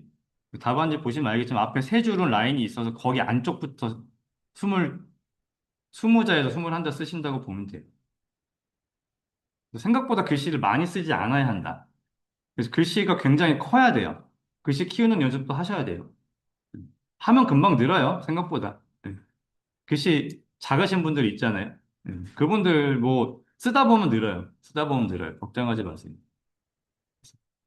이게 가장 중요하고, 그래서 어떤 토픽을 가져다 대도 이렇게 정의를 낼 수 있는 사람은 생각보다 없어요. 뭐 클라우드가 뭐예요? 그러면 설명할 수 있죠. 이렇게 뭐 예, 인터넷에 자원 이렇게 몰아놓고요. 뭐, 이런 거잖아요. 아무 때나 내가 접속해서 이렇게 설명할 수는 있어요. 그렇죠? 예. 근데 얘를 정확하게, 뭐 오픈스택, 오픈플로우, 뭐 이런 기술 기반으로 가상화 이런 것들 통해서 온프로미스가 아니라 뭐 어떤 이런 토픽 기반으로 설명할 수 있는 기술 서비스다. 이런 것들 정확하게 2줄로 말할 수 있는 사람은 생각보다 적다는 거죠. 음. 그런 것들을 키워는 능력이라고 생각하시면 돼요. 두 번째는 키워드예요. 그래서 내가 말한 이 토픽을 구성하는 가장 중요한 키워드는 뭐냐는 거죠. 그 키워드를 3개만 아시면 돼요. 3개면 돼요. 3개. 그러니까 이 정의를 만들 때 얘가 어디다 쓰는지, 어떤 환경에 쓰는지, 그 다음 키워드 3개, 종결어. 이게 끝이에요. 이걸로 한 페이지 쓰는 거예요. 정의에 이걸 썼다는 얘기는 얘를 이해했다는 거죠. 여러분들이 공부하라는 건 뭐냐면 이 정의만 이해하시면 돼요. 정의만 머릿속에 그려주시면 돼요. 그걸 가지고서 도식을 6줄에다가 그리고 표에다가 방금 했던 키워드 3개 받고 관련되어 있는 키워드 3개 받고 그럼 끝이에요. 한 페이지가 딱 나와요. 설명은 적당히. 그 다음에 우선순위는 뭐냐면 내가 아는 거와 모르는 것들을 잘 분배해야 돼. 출제 의도가 중요하죠. 출제자가 물어본 게 구성 요소인데 특징, 뭐 필요성 이런 걸로 막 때우면 안 된다는 거죠. 그다음에 가독성이 좋아야 돼요. 이 가독성을 좋게 하는 가장 큰 포인트는 뭐냐면 띄어쓰기예요. 우리가 글씨 띄었을 때는 이렇게 글자 반 글자 정도 띄잖아요. 실제 기루사 다반은 한 글자 이상 띄어요. 여러분들 거기 모범답안 보면 알겠지만 띄어쓰기가 굉장히 넓게 하거든요. 제가 글씨가 악필 중에 악필이에요. 저만한 악필이 웬만하면 없는데 제가 그래도 붙을 수 있었던 근본은 띄어쓰기를 굉장히 열심히 잘했다. 글씨도 많이 나아졌어요. 가독성도 많이 좋아지고. 글씨 지적 굉장히 많이 받았거든요. 맨날 글씨 연습 좀 하라고. 특히 영어 이런 거 있잖아요. 그런데 다 시험 준비하시다 보면 다 수정이 되니까 걱정하지 않으셔도 됩니다. 그래서 이 내 해당 답안을 채점할 때 가장 중요하게 여기는 건 정의예요. 정의는 다 읽어요. 그리고 한 페이지를 여러분 쓰시면 실제 여러분 이 답안을 채점하는 데까지 걸리는 시간은 5초에서 10초예요. 그러니까 쓱 훑고 끝나요. 그래서 무슨 말이냐면 텍스트를 다 읽어주지 않아요. 여러분이 쓴 텍스트를 채점자가 몽땅 읽지 않아요. 그러니까 거짓말을 써도 괜찮아. 특히 표에 오른쪽 설명 쓰는 거는 적당히만 쓰면 돼요. 틀려도 돼요. 틀려도 몰라. 공간을 꼭 채우시라는 거예요. 물론 완전 다른 말 쓰면 티 나지. 하지만 비슷한 용어로 쓰시면 티 안 나요. 그래서 여러분들이 얼마든지 몰라도 쓸 수 있다는 거예요. 그러니까 이러다 보니까 아 이게 무슨 공부야라고 그냥 그만두시는 분들 계세요. 학습을 목표로 오시다 보면. 근데 나중에는 그렇게 쓰다가도 공부가 1년 반, 1년 이렇게 지나면 그게 원래 지식으로 다 써져요. 그게 다 되기까지는 그냥 채울 수 있게만 해도 된다는 거고 왜 또 이걸 키우라고 그러냐면 아예 모르는 문제도 써야 되잖아. 그건 어차피 내가 다 나의 주장을 피는 거잖아요. 너가 물어본 게 이거지? 내가 생각하기엔 이거야? 이게 맞아. 근데 문제가 뭐냐면 모범 답안이 없어요. 그렇죠? 이거 주관식이잖아요. 채점자가 마음대로 채점하는 거예요, 사실. 그러다 보니까 이게 뭔지 채점자도 모르는 사람이 채점할 때가 있어요. 채점자가 자기 문제만 채점하는 게 아니라 다른 사람이 문제 낸 것도 다 채점자 채점을 해야 돼요. 물론 가이드 문서를 주죠. 하지만 거기 없는 내용도 답안지에 나오잖아요. 그럼 채점자는 이게 뭔지 모르기 때문에 그걸 틀렸다고 할 수가 없어. 이게 중요한 거예요. 그렇기 때문에 붙을 수 있다는 거죠. 그래서 여러분들이 겁을 먹지 마시고 과감하게 쓰시면 돼요. 그래서 어느 분들이 잘 붙냐면 그 기획문서나 제안서 같은 거 쓰던 분들이 훨씬 잘 붙어요. 네, 거기 있는 내용이 다 그쵸? 약간 공간 채우고 틀리지 않은 내용 반복해서 쓰는 거잖아요. 그쵸? 네. 그리고 도식 그려놓고 이게 눈에 빵빵빵 띄게 해주는 거. 계속 중요하다고 했잖아요, 키워드. 키워드가 눈에 띄어야 되거든요. 이게 그걸 잘 배치하고 하는 게 중요한 거라 약간 기획문서 쓰는 거, 제안서 쓰는 거랑 비슷하다. 이렇게 생각하시면 될 것 같아요. 답안 작성할 때는 볼펜을 사셔야 돼요. 1.6이나 1.0짜리 추천합니다. 그거 외에는 이제 하시면서 하면 되고 템플릿잔 무조건 있으셔야 돼요. ITP에 있는 거 안 하셔도 돼요. 별도로 사셔도 돼요. 왜냐면 ITP가 좀 비싸요. 왜냐면 저거가 하나는 3D 프린터로 하는 제작업체에 맡긴 거고 두 종류인데 하나는 아크릴 그 책받침류로 된 느낌으로 만든 게 있는데 해주는 데가 많이 없더라고요. 그래서 값이 비싸요. 엄청 대량으로 만들지도 않다 보니까 그때그때 제작하니까. 그래서 아예 대량으로 엄청 찍어서 보관해서 파는 업체들, 인터넷 업체들이 훨씬 싼 거가 많이 있어요. 그거 하셔도 되는데 답안, 여러분, 이 기숙사 답안 틀에다가 맞춰서 하기에는 사실 그거 용도로 도형들 배치해 놓은 게 있어서 저게 편하기는 해요. 근데 너무 비싸서 여러분들 편한 대로 하시면 될 것 같습니다. 그 다음 스카치 테이프랑 휴지가 왜 필요할까? 스카치 테이프는 똥 닦는 용도예요, 똥. 무슨 똥이냐면 볼펜 똥. 볼펜을 쓰다 보니까 얘가 똥이 많이 나와요. 그래서 테이프로 휴지를 스카치 테이프 붙여놓고 거기다 닦아야 돼요. 그래서 용도 필요한 거. 별건 아니에요. 그 다음에 시계가 있어야 돼요, 시계. 스톱워치가 되는. 수험생들 쓰는 탁상용 그거 쓰시면 돼요. 그 정도만 있으시면 돼요. 그 다음 간식은 당이 생각보다 많이 떨어집니다. 일단, 네, 다이어트는 일단 포기하시고, 공부 붙으신 다음에 다이어트 하시면 돼요. 진짜로. 건강 상하지 않는 정도에서 어느 정도 먹으면서 하셔야 돼요. 안 먹고 못 해요. 여러분들 뇌를 사용하는 게 굉장한 칼로리 소모가 크고, 당이 엄청 떨어져요. 합격하시고 마음 편하게 운동하시고 그때 빼셔도 되지 않아. 그러니까 편하게 드셔라. 아, 이것만 안 하시면 돼요. 손 다칠 만한 어떤 운동이나 레저는 참아주세요.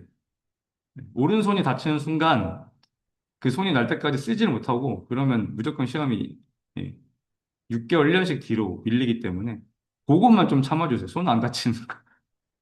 뭐 그런 분들 많이 볼링을 좋아한다든가 스키 뭐 이런 거 있잖아요. 뭐든지 손 다칠 만한 거. 저는 그래서 다 끊었었어요. 2년 동안. 아니, 3년이지.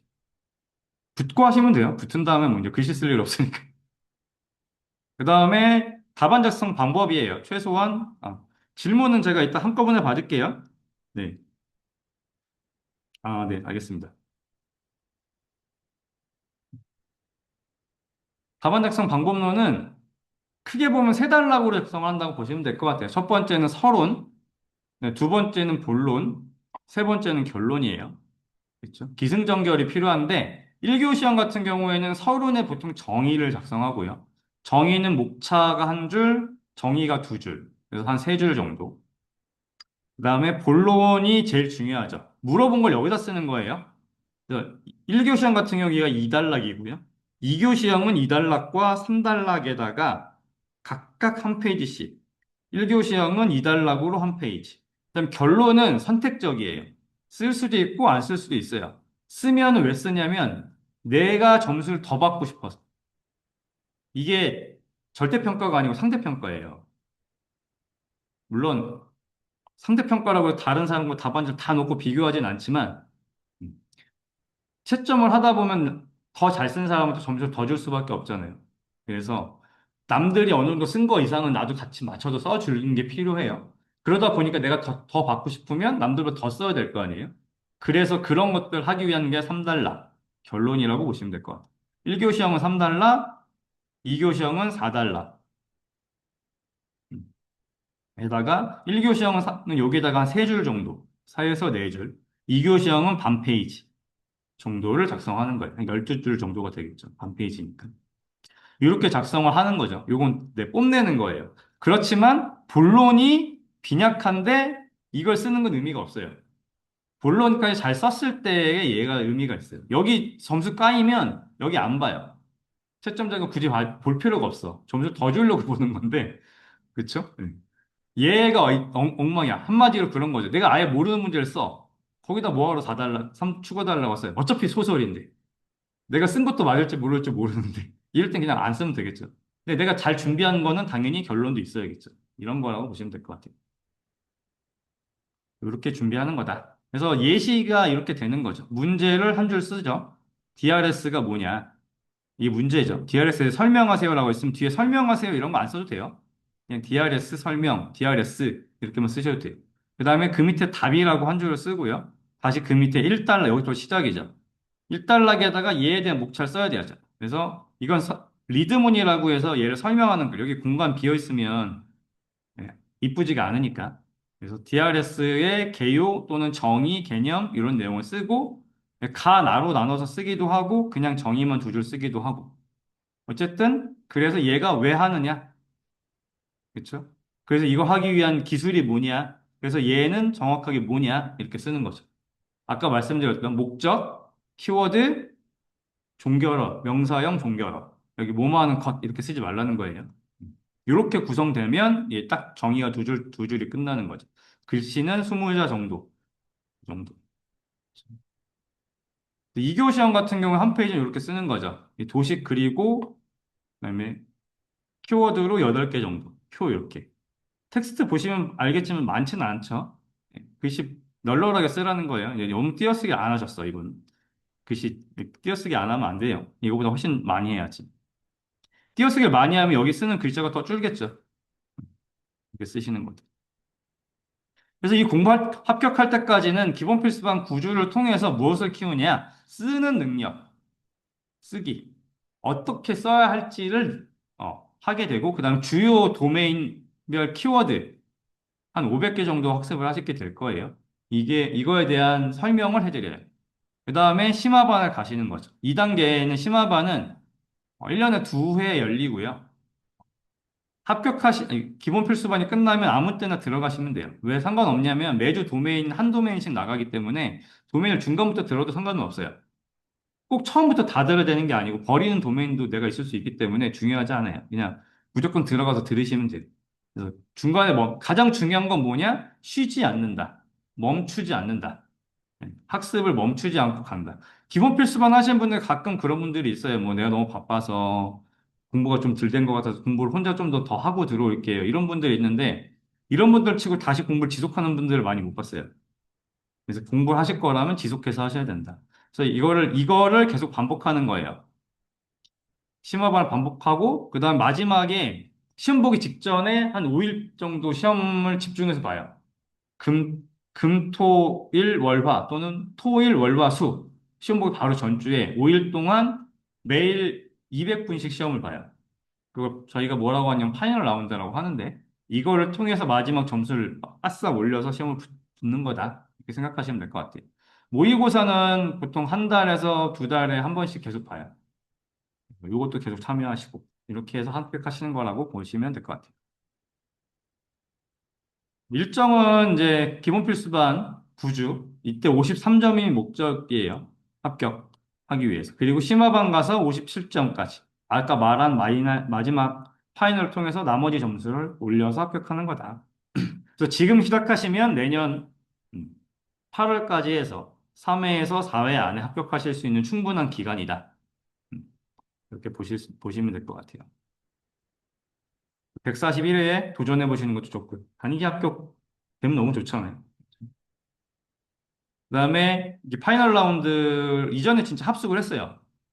저 시작할 때까지만 해도 무슨 수련원 같은 데 있잖아요. 수양원 이런 데 가서 5일 내내 예, 숙박하면서 했었어요. 근데 요즘엔 이거 사라졌죠. 코로나 이후로 이건 사라졌고 대신 음, 매일 200분 시험 보러 왔다가 집에 갔다가 이렇게 왔다 갔다. 근데 저는 두 가지를 다 겪어서 이때도 그 학원 근처 모텔 잡고서 공부했던 것 같아요. 이때는 제가 보통 새벽에 한 2시까지 공부했던 것 같거든요. 이 합숙할 땐 12시 전에 자는 사람이 없었어요. 근데 요즘에는 코로나 이후로는 요즘엔 다 6시, 7시면 다 집에 가더라고요.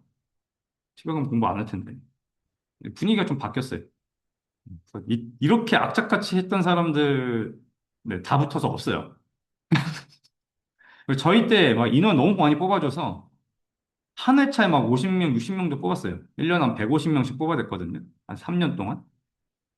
그래서 이때 합격자들이 다 나갔으니까 고인물을 저희가 요즘엔 한 3년 차 고인물이라고 그러거든요. 저 때는 한 5년 정도 넘어야 고인물 소리를 들었어요. 이 분들이 이때 싹 다 합격해서 나갔어. 그래서 여러분들 지금 1년 반, 2년 얘기하는 거예요. 고인물이 길어야 몇 없어요. 인원이 없어. 그래서 얼마든지 여러분 차이가 금방 오는 거죠. 이게 인원이 늘어서 쌓이기 전에 시험을 보시는 게 빨리 합격하는 가장 큰 비결이에요. 기본적으로 로드맵 보시면 경영 전략 같은 경우에는 성장을 위해서 IT 거버넌스를 위해서 기업이 어떻게 하는지 관련되어 있는 전략들은 어떻게 세워야 되는지 어떤 것들을 분석을 해야 하는지 그리고 규제와 준수를 위해서는 어떤 것들을 해야 하는지 그리고 이런 것들을 위한 지원 시스템들 그렇죠? 뭐 여러분 많이 알고 있는 CRM이니 SCM이니 그렇죠? MES니 그렇죠? 뭐 자재 관리 시스템, 물류 관리 시스템, 생산 관리 시스템 이런 것들 음. 고객관리 시스템, 이런 것들을 통해서 비즈니스를 어떻게 성장시켜야 하는지, 이게 경영 전략이라고 한다면, 소프트웨어 공학 같은 경우에는 라이프 사이클이죠. 요구사항 수집부터 분석 설계, 코딩하고, 테스트하고, 릴리즈를 통해서 운영을 하고, 유지 보수까지. 그래서 소프트웨어가 나중에 폐기하는 순서 때까지를 관리하는 각 단계별로 어떤 것들을 해야 하는지에 대해서 학습을 하시게 될 거예요. 그 중에서도 프로젝트 관리 부분을 한 주 차를 거의 빼서 따로 강의를 해드려요. PMP만. 왜냐하면 이게 해놔야 다른 토픽에 써먹을 때가 너무 많고 특히나 기술사가 됐을 때 프로젝트 관리에 대해서 제대로 잘 모른다? 이게 조금 모순이 있는 것 같아요. 그래서 좀 더 ITP가 이걸 좀 더 강력하게 강의하는 것 같아요. 타 학원은 별도로 빼서 강의하진 않아요. 그냥 소프트웨어 공학의 일부 파트로 하는데 ITP만 별도 강의를 하는 것 같아요. 어쨌든 이렇게 강의를 한다. 근데 디지털 서비스는 사실 모든 분야예요. 모든 분야의 서비스라고 하는 모든 애들이 여기 들어가고, 인공지능 쪽도 서비스들이 훨씬 많은데, 요즘에 인공지능 쪽 서비스인 게 인공지능에 넣다 보니까 서비스가 적은 것처럼 얘기가 되지만, 모두 다 서비스죠. 기초 지식을 외에는 다 서비스라고 보시면 될 것 같아요. 이 서비스를 구성하는 기본적인 것들, 뭐 가상화, 클라우드, 그다음에 IoT, 뭐 그다음에 실감 콘텐츠 등등 그런 것들에 대한 기반 지식들을 학습해 드릴 것 같아요. 뭐 측이 이런 거 있죠.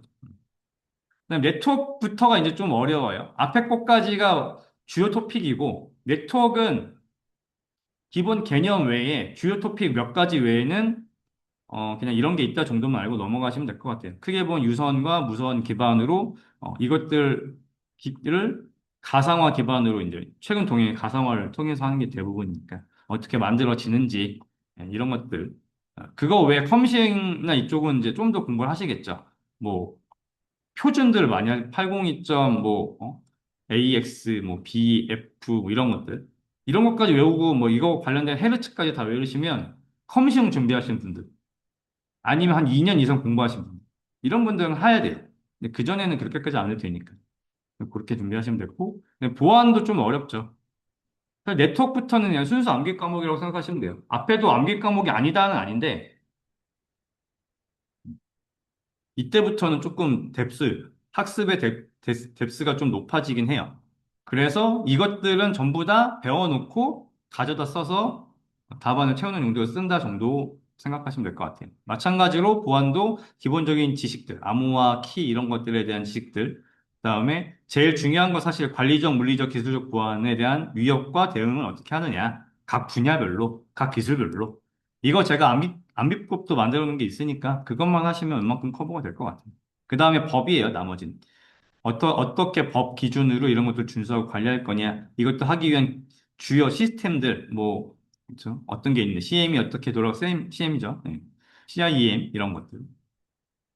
어떻게 관리되고 있는지, SOA AR을 통해서 어떻게 자동에서 관리하는지, 뭐 이런 여러 가지 기술들을 학습하시게 될 것 같아요.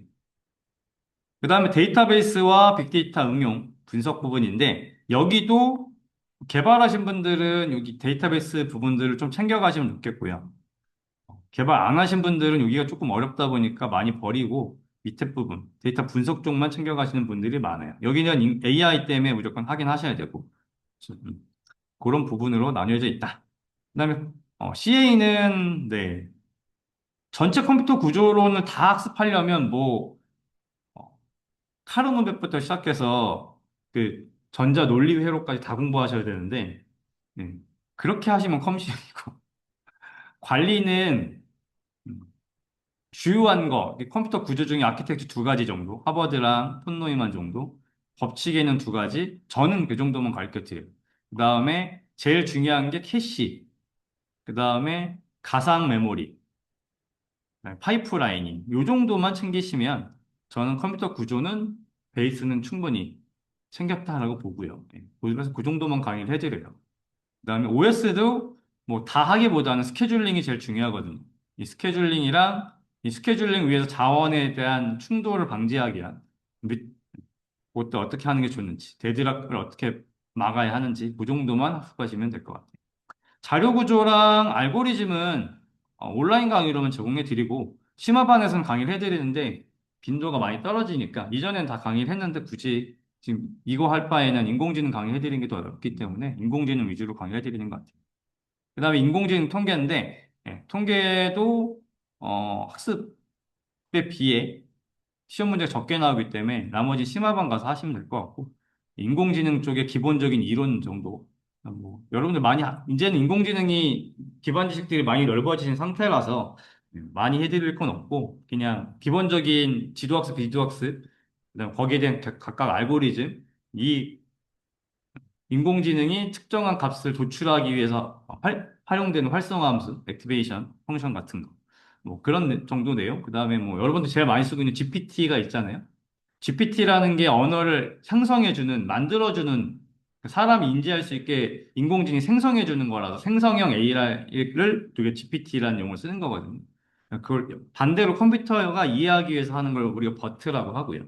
버트나 뭐 이런 것들을 통해서 어떻게 우리들이 알고 있는 용어들을 분해하고 컴퓨터가 이해할 수 있게 바꿔가느냐, 관련된 알고리즘들이 무엇이냐, 이런 내용들을 좀 학습하시게 될 거고, 가장 중요한 인공지능의 윤리, 법, 이런 것들은 뭐냐, 이런 부분들을 좀 학습하시게 될 거예요. 그렇습니다. 그래서 어떻게 공부를 해야 되느냐, 온라인과 오프라인을 동시에 같이 해야 된다. 네, 이렇게 생각하시면 될 것 같아요. 이런 공부할 때 여러분들 이제 뭐 이제 내일부터 강의 들어오시겠지만 수강 바로 신청을 하시면 뭐 사이트, ITP 사이트 Q&A 게시판에다 글을 작성하시면 온라인 강의를 바로 드려요. 그래서 이 강의를 계속 들으시면 돼요. 이때 온라인 강의는 크게 세 파트로 나눠져 있는데 첫 번째는 로드맵, 두 번째는 우리가 이제 그 교환을 서브노트라고 하는데 그 서브노트 갱신강 최신의 서브노트 강의, 그다음에 나머지는 이전에 했던 강의, 구 강의가 이게 세 파트로 있는데 여러분들 주요로 많이 보셔야 되는 건 이 로드맵 1번.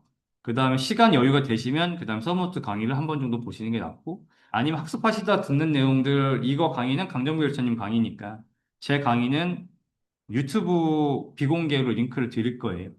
여러분들 하는 강의들이 다 올라갈 거고 그걸로 통해서 들으시면 된다. 이렇게 보시면 될 것 같아요. 그럼 심화반은 이제 들어가시면 마찬가지로 온라인 강의 주는 것들 선택할 수 있는 강의를 세 가지 패키지로 된 거. 그러니까 여러 가지 강의가 같이 들어있는 걸 패키지라고 하거든요. 방금처럼 뭐 로드맵 강의, 뭐 서브노트 강의 이런 것들, 이런 것들을 모아놓은 걸 우리 패키지라고 하고 이런 거 세 개. 그 다음에 단품 강의를 두 개까지 선택할 수 있게 해드리는 걸 드려요. 그래서 여러분들 나중에 선택해서 가셔서 공부하시면 돼요.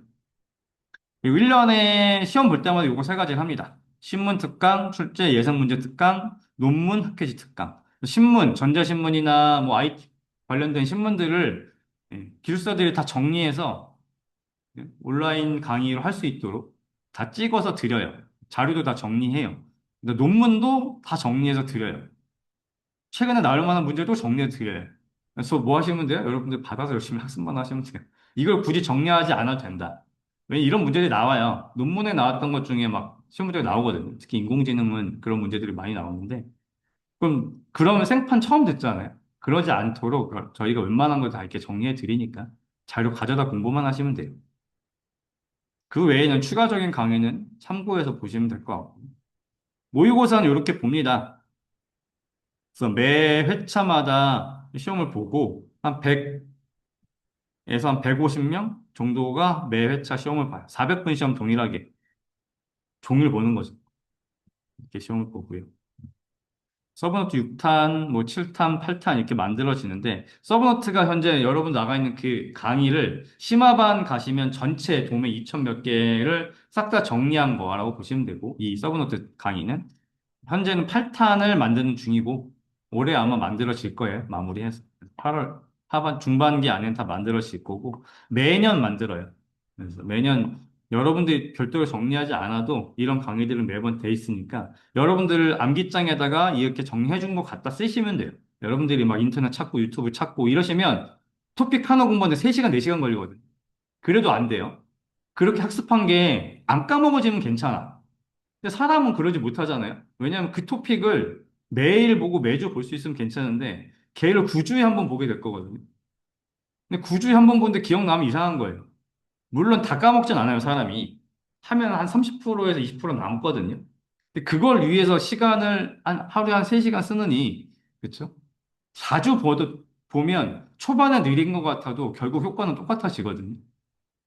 자주 보는 게 가장 좋은 방법이에요. 이렇게 공부하시면 될 것 같아요. 145기는 현재 6월 13일 날, 6월 20일 날 현재 시작을 했고요. 146기는 7월 19일 날 현재 시작을 한 상태예요. 그 다음에 147기가 다음 주에 시작을 할 예정이고요. 요거는 현재 인원에 따라서 혹시 한두 주 정도 미뤄질 수도 있을 것 같아요. 현재 미뤄질 계획은 없는데, 이번 주 수요일이나 목요일까지 보고 일정이 조금, 왜냐면 지금 연휴가 껴 있잖아요. 그래서 그 연휴 때문에 지금 약간 고민하고 있어요. 연휴 뒤를 미룰까, 그냥 할까. 그 다음에 148기는 9월 5일 날 시작할 예정입니다. 이건 같은 내용이니까 보시면 되고, 실제 강의를 진행하게 되면 하루에 수업 시간표라고 보시면 돼요. 그래서 9시까지 오셔서 저녁 한 8시 정도까지 끝난다. 거의 하루 종일 강의라고 보시면 될 것 같고. 빠르게 끝나는 날은 한 6시에서 7시 사이에 끝나고요. 늦게 끝나면 9시 좀 넘을 때도 있어요. 왔다 갔다 해요. 강의할 때마다. 그래서 요거는 뭐냐면 매주 숙제가 두 가지 나가거든요. 첫 번째는 토픽을 정리하는 시험 문제가 나가고요. 요거가 정리하는 게 9주 동안에 총 500개가 되는 거예요. 그 다음에 두 번째 숙제는 셀테라고 해서 셀프 테스트. 시험 문제를 주중에 미리 드려요. 기본 필수반만 그래요. 심화반 가시면 문제 안 드려요. 그러면 그 문제를 보고 여러분들이 실제 여기 와서 쓸 수 있는 수준을 정리를 해보는 거죠. 근데 그 정리도 처음부터 끝까지 다 뭐 찾아보고 이럴 건 아니고 모범 답안도 굉장히 많이 있고 이전에 8주까지는 시험 문제가 거의 동일해요. 많이 차이 안 나니까 이전 기수들 거나 다른 기본 필수반 강의에 있는 내용 참고하셔서 음, 쓰시면 돼요. 그걸 갖고서 안 보고 쓰는 거예요. 똑같게 학습을 하고 여러분들 시험 보듯이 10분 동안 한 문제당 10분 동안 쓰시면 돼요. 스톱워치에서. 물론 10분 딱 끝나고 종료하는 게 아니라 그 문제 다 쓸 때까지. 그래서 몇 분 걸리는 시간까지 작성해서 올려주시면 돼요. 그러면 그거를 여기 와서 제가 다 평가, 하나하나 어떤 부분 수정해야 되는지 피드백을 해드려요. 그게 오전에 하는 일이고요. 하고 나면 시험을 봅니다. 실제 했던 문제를 여기서 다시 시험을 봐요. 그때는 10분 안에, 10분 타임어치로 한 문제당 10분이에요. 두 문제 보면 20분, 세 문제 보면 30분이에요. 이렇게 시험을 보고 얘를 그러니까 멘토링을 다시 해드려요. 시험 10분 안에 봤으니까. 이때는 제가 이미 셀트에 대한 피드백을 했기 때문에 여기는 다른 심화반 멘토분들이 오셔서 해주세요. 그래서 이분들이 반소개도 하고 홍보하러 와요. 자기 반이 어떻다 해서 홍보도 10분 정도 홍보하고 멘토링을 해주시고 그런 것들 참고해서 나중에 심화반 갈 때 참고하시라고 어느 반 갈지 선택해야 되잖아요. 심화반 14개나 있는데 이 중에 어느 반 갈지 잘 모르잖아요. 그래서 그런 용도니까 여러분들 답안지 멘토링 받고 궁금한 것도 좀 물어보고 멘토 선택의 가장 중요한 부분은 나랑 성향이 맞는 거예요. 멘토가 뭐 다른 걸 다 챙겨주는 것보다는 이게 장기간이잖아요. 어쨌든 1년 반, 2년을 해야 되니까. 그래서 나랑 커뮤니케이션이 잘 되고 내 멘탈을 잘 붙잡아 줄 수 있는 만한 멘토여야 돼요. 성격 안 맞는 멘토한테 가시면 뭐 멘토를 바꾸세요. 바꿀 수 있으니까. 반 이동 다 가능하니까. 그렇게 해서 가시면 돼요. 그리고 식사 시간은 11시부터 1시 15분이나 1시 반 정도까지 하는데 요때 보통 인원이 요즘에 조금 뭐 휴가철이고 그래서 인원이 적은데 보통 두 개 조로 나눠서 반이 여기서 수업을 멘토링 받는 동안 반이 식사하러 갔다 오시고 다시 스위치해서 멘토링 받을 동안 식사하러 오시고 이렇게 두 번 나눠서 한다. 그래서 수업은 1시에서 1시 반 사이에 시작을 합니다. 또 멘토링이 좀 늦게 끝나면 2시에 시작할 때도 있어요. 그건 변동이 있고. 그 다음에 로드맵 강의를 하는데 강정교수님은 한 1시간 반, 2시간 정도 하시고 저는 이걸 조금 오래 해요.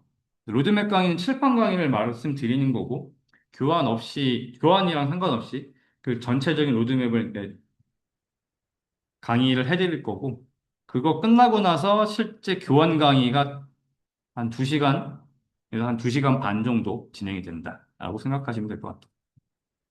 저는 이 도메인 강의보다는 로드맵 강의에 좀 더 치중하는 편이에요.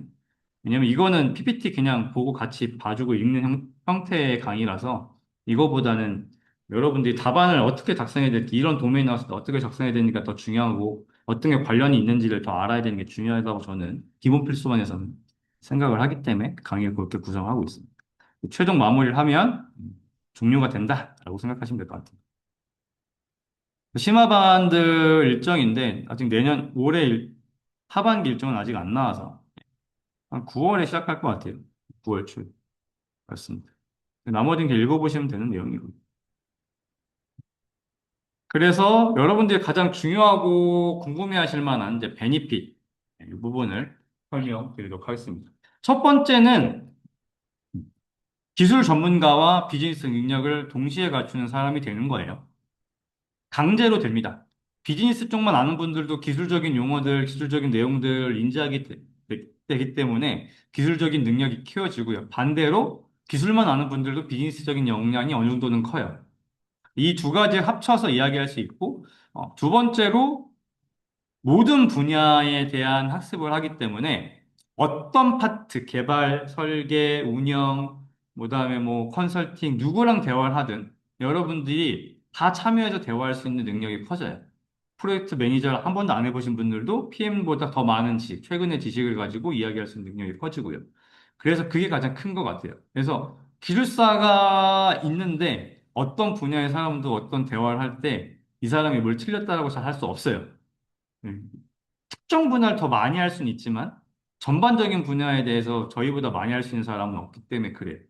박사도 한 분야에 대한 특화되어 있는 사람인지 전 분야에 대해서 그렇게 방대한 지식을 갖고 있는 사람은 없어요. 그래서 그렇기 때문에 저희가 인정받는 거죠. 그런 지식적인 능력이 큰다. 그다음에 그 외의 활동, 전문가 강의나 저술, 책을 쓰거나 대회 심사, 대회 활동, 뭐, 그다음에 뭐 사실 강의 중에 가장 좋은 거는 기업 강의거든요. 기업 강의까지 여러분들이 맡게 되면 진짜 연매 진력도 가능해요. 보통 기업 강의는 페이가 적어도 한 100만 원 하루, 그래서 200 정도 받거든요. 대기업, 기업 강의는, 그렇죠? 여러분들 한 3, 4시간, 4시간 정도 강의하면 이 정도 받아요. 이런 것들을 여러분들이 전문적으로 뜰 수 있으면 당연히 1억 이상의 매출도 되고요. 그런 게 안 돼도 연봉이 한 30%, 20% 정도는 여러분들이 운영하기에 따라서 얼마든지 가능한 것 같아요. 그런 거 가장 큰 부분이다. 라고 생각이 되고요. 기술사의 특권은 국가 5급 사무관 공채 있잖아요. 민간 경력직. 이거에 가점이 7점 받아요. 박사가 7점 정도 받거든요. 그래서 가점 7점이면 뭐 공무원 시험 대충 아시죠? 근데 실제 공무원 시험 같은 느낌으로 시험 보진 않고, 이거 시험을 보기도 하고 안 보기도 하는데, 보더라도 그렇게까지 어렵지 않고요. 이미 기반 지식은 다 있고 시작하는 거라서. 그리고 7점 정도면 사실 경쟁자는 박사 아니면 기술사밖에 없다. 일반 시험 보고 그 경력 받고 들어온 사람은 이 7점을 넘어갈 수는 없어요. 그렇죠? 여러분들 그 공무원 시험들 혹시 준비해 보는 분들 아시겠지만 자격증 하나 따서 0.5점 이런 거 얻으려고 이상한 한국사 이런 시험 보잖아요. 그렇죠? 그런 거 기껏해야 1점, 2점 만들기 쉽지 않은데 7점이면 그냥 그렇죠? 붙을 수밖에 없어요. 그런데 잘 가지 않아요. 왜 안 갈까요? 돈이 안 되죠. 돈이 안 돼서. 돈이 적어서 안 가는 거예요. 그래서 이쪽으로 가실 마음이 있는 분들은 이거 공무원을 해서 어쨌든 국가직 사무관을 하는 거잖아요. 5급이 되었던 거잖아요. 그러면 만나게 되는 사람들이나 인맥들이 굉장히 커지고 굉장하게 많은 회사들을 알게 되죠. 그러면 여러분들이 그 이후에 어떤 선택하거나 방향, 뭐 컨설팅이 됐든 뭐 할 때도 훨씬 더 편해지겠죠. 그런 것들 목표로 가시는 것도 저는 좀 나이가 어리신 분이 합격했다면 나쁘지 않다. 아니면 좀 편하진 않아요. 사무관 일 굉장히 많습니다. 일은 빡세다고 하더라고요. 그래서 고생은 한다고 하는데, 그래서 여기서 한 4년에서 5년 정도 전문성을 키우고 다른 데로 이직하는 거. 여기 나왔다 뭐 대기업으로 가도 되고, 삼성이 됐든 뭐 LG가 됐든 이런 데로 가셔도 되고요. 방향을 선택하기 좋아진다. 일단 국가직에 있다 나왔다는 거 하나는 큰 경력이 되긴 하거든요. 사무관이라는 게. 페이를 좀 포기하는 대신 나의 이력을 쌓는 용도. 그런 용도로 가는 분들은 좀 있어요. 아니면 아예 그냥 공공에 계시던 분들은 이렇게 이직을 하는 분도 있고, 선택적으로 가능하다. 그 다음에, 여러분들의 그 노후 자금이죠. 수석 감리원증이 나와요.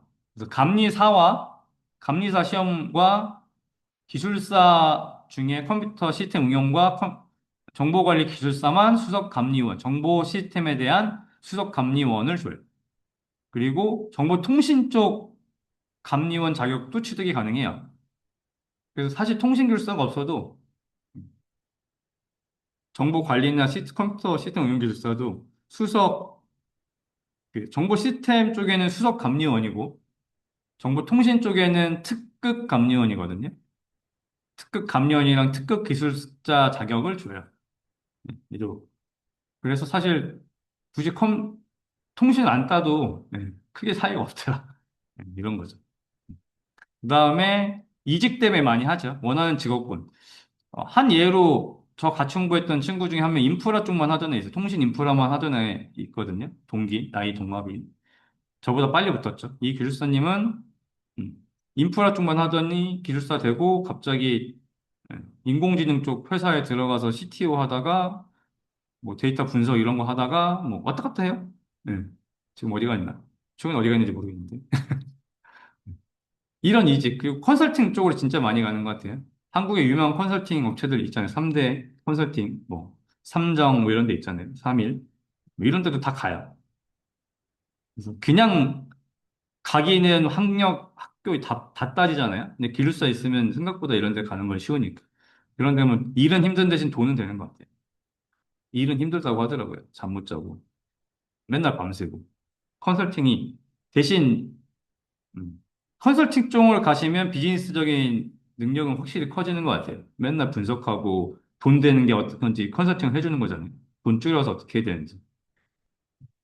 이런 걸로도 갈 수 있을 수가 있다. 그냥 창업도 가능하죠. 물론 창업은 누구나 가능합니다.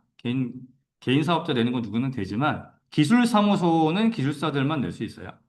그래서 그런 것들을 통해서 어떤 회사를 만들 수도 있고요. 아까 제가 원했던 국제기술사로도 활동할 수가 있죠. 국제기술사는 현재 국가 간 MOU가 체결되어 있는 곳은 두 군데예요. 호주랑 미국의 텍사스주는 국가 간의 기술사 자격증이 MOU가 맺어져 있고, 그게 아니더라도 국제기술사가 되면, 지금 단체 이름이 잘 기억 안 나는데, 그 국제기구 중에 이런 기술직을 등록하는 단체가 있어요. 거기에 여러분들 이름이 올라가요. 국제기술사가 되면. 그래서 그쪽 인재풀에 여러분들이 같이 들어가지게 되기 때문에 그런 것도 활동하는 데 도움이 된다. 이거는 3년만 학점이 180학점이었나 정도 만들어야 되는데 1년에 60학점씩 만들 수 있고요. 필수 학점은 40학점밖에 없어요. 나머지는 여러분들이 학교나 뭐 강의를 여러분들이 하시거나 뭐 어떤 외부 활동, 뭐 뭐 아까 뭐 위원 활동도 있었잖아요. 그런 것들, 기술 평가가 됐던, 제안 평가가 됐던 이런 위원들 했다든가 이런 것들 다 시간으로 학점으로 다 받거든요. 그걸 갖고서 학점만 만드시면 돼요. 그리고 가장 여러분들이 원하시는 멀티잡이 되는 것 같아요. 직장 다니시면서 생각보다 뭐 열심히 찾아보시고 이게 마찬가지로 뭐 그 평가위원 이런 것도 몇 배수 이렇게 뽑거든요. 거기에 내가 하겠다라고 넣는 거고 뽑히긴 뽑혀야 되는데 돌아가면서 되긴 하더라고요. 몇 군데 넣다 보면. 근데 그거는 이제 협회나 이런 데서 추천해 주는 데고 내가 개인적으로 알아봐서 하는 데도 찾아보면 굉장히 많이 있어요. 그런 사이트들도 있고. 그런데 활동이 가능하고 특히나 내가 강의를 좀 하고 싶어. 근데 지금 강의 교원 여러분 만들어 나 강의할게요. 이러면 여러분들 강의 안 써주잖아요. 그렇죠? 기술사 되고서 아무 학원이나 가서 사실 뭐 IT 쪽 학원 가서 나 교환 이거 있는데 강의할게요 그러면 써줘요. 그 차이가 큰 거죠. 그런 내가 트라이 하기에 따라서 얼마든지 할 수 있는 분야들이 늘어난다 생각하시면 될 것 같아요. 그다음에 연속성이죠. 지식을 보유하고 전문가로서의 라이프 사이클을 할 수 있는 것 같아요. 요즘 이제 65세까지 뭐 정년을 늘린다 하는데, 음, 이걸 65세까지 늘리면 아마 감리는 75세, 80세까지도 할 것 같아요. 사실 건강만 하면 충분히 가능한 상태고요. 감리는 50대 후반이 가셔도 막내 소리 들어요. 거의. 그래서 어릴 때 가시면 완전 막내죠. 그래서 나이 드셔서 활동하는 거를 아까 말한 정도의 페이를 받으면서 적당하게 그리고 어디다 명함 내밀기도 좋고 그렇게 활동하는 데 나쁘지 않다. 그래서 평생 보험으로 아까 말씀하셨던 그 강의나 뭐 외부 활동은 여전히 이때도 다 하는 거고요. 이거에 감리 적당히 하면서 일을 하시면 뭐 이거 외에 이제 연금도 따로 있어요. 그 과학기술인 공제라고 연구자들만 들어갈 수 있는 공제가 있어요. 또는 여기 공제에 가입되어 있는 회사를 다닐 때만 넣을 수 있는 연금이 있는데 얘가 여러분이 넣는 액수 한 두 배 정도 나와요. 연금 퍼센트가. 뭐 국민연금이나 뭐 사설 이런 데서 하는 것보다 훨씬 좋거든요. 최대 200까지 한 달에 넣을 수 있는데 제가 계산해 보니까 15년 넣고 5년 묵혀서 20년 후부터 20년에서 한 25년 받는다 치면 400 정도 나와요. 매달. 네. 한 20년 정도 이상 넣고서 받겠다 싶으면 나쁘지 않죠. 물론 짧게 받아도 돼요. 그럼 액수가 좀 줄 뿐인데 이게 복리라서 오래 납입될수록 받는 액수가 커지거든요. 기간도 네, 최대한 늦춰서 받을수록 그리고 한 번에 받을 수도 있고 한 번에 받으면 액수가 좀 줄겠죠 대신. 이런 것도 나쁘지 않고. 그러니까 고정으로 뭐 당장 200씩 넣긴 쉽지 않을 수 있겠지만 넣는다는 가정을 했을 때 노후에 월 400은 꽂히고요. 그 다음에 감리하면 감리가 감리 법인에 들어가서 직원으로 활동하는 게 있고 이주보장제라고 해서 그 약간 프리처럼 활동하는 게 있어요. 감리가 1년에 한 5개월에서 6개월만 바짝 바쁘고 일이 없거든요. 그럼 나머지는 뭐 하냐면 제안서를 써요. 이 제안서 쓸 때까지 다 쓰는 건 이제 여기 직원으로 들어가면. 이 제안서 쓰는 거 힘드니까 난 감리만 하고 싶어. 그리고 바쁠 때는 하는데 안 바쁠 때는 그냥 놀고 싶어. 그러면 이주보장제로 들어갈 수도 있어요. 이주보장제로 들어가면 일이 아예 없는 6개월 동안도 이주치 급여가 나와요. 300이 꽂혀요. 그리고 바쁠 때는 뭐 한 달 내내 하면 일한 만큼 돈이 나오는 거. 나쁘지 않은 거죠. 그래서 한 6개월 정도 1년에 일하고, 그렇죠? 최소 300은 보장되면 이거 400에 300이면 700인데. 그렇죠? 노후에 적당히 놀면서 일하면서 한 6개월 놀고 그래도 700씩 꽂히면 여러분들 나 사실 지금 물가 같이 그때 가서 뭐 더 적어지는 거 아니야? 그럼 사실 얘도 같이 오르겠죠. 이자도 더 늘고. 그때는 또 활동할 수 있는 게 달라질 거고. 나쁘지 않다. 적당히 여행도 다니면서 타는데 지장 없다. 이거 오만 있진 않으실 거 아니에요? 뭐 나오는 것도 준비하실 테니까. 이런 것들을 다 해결해 주는 게 기술사다. 라는 게 지금 말씀드릴 수 있는 것 같고, 특히나 중소기업 다니시는 분들은 솔직히 저는 무조건 해야 된다고 봐요. 중소기업 다니면 최소 2배는 바뀌어요. 최악의 경우에도 50%는 인생이 바뀌어요. 버는 거나 환경이. 대기업 다니는 분들은 기본적으로 받는 페이가 높잖아요. 물론 대기업 차이가 있습니다. 아주 유명한 큰 대기업 외에 중견기업 이런 정도 되는 데는 그렇게까지 못 받잖아요. 이런 분들도 많이 나아져요. 그러면 저는 하는 게 맞다라고 보거든요.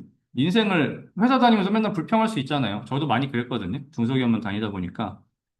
뭘 해도 답이 없어요. 그렇죠? 아무리 열심히 해도 급여는 뭐 오르는 건 말도 안 되게 오르죠. 퍼센트로 오르는데 기본 급여가 낮으니까 올라봐야 이게 진짜 이게 장난하나? 약간 이런 느낌이잖아요. 1년에 뭐 내가 10만 원 더 벌자고 내가 이렇게 생고생을 했어? 근데 엄청 많이 드는 것처럼 하고, 그쵸? 네. 그리고 미래도 안 보여.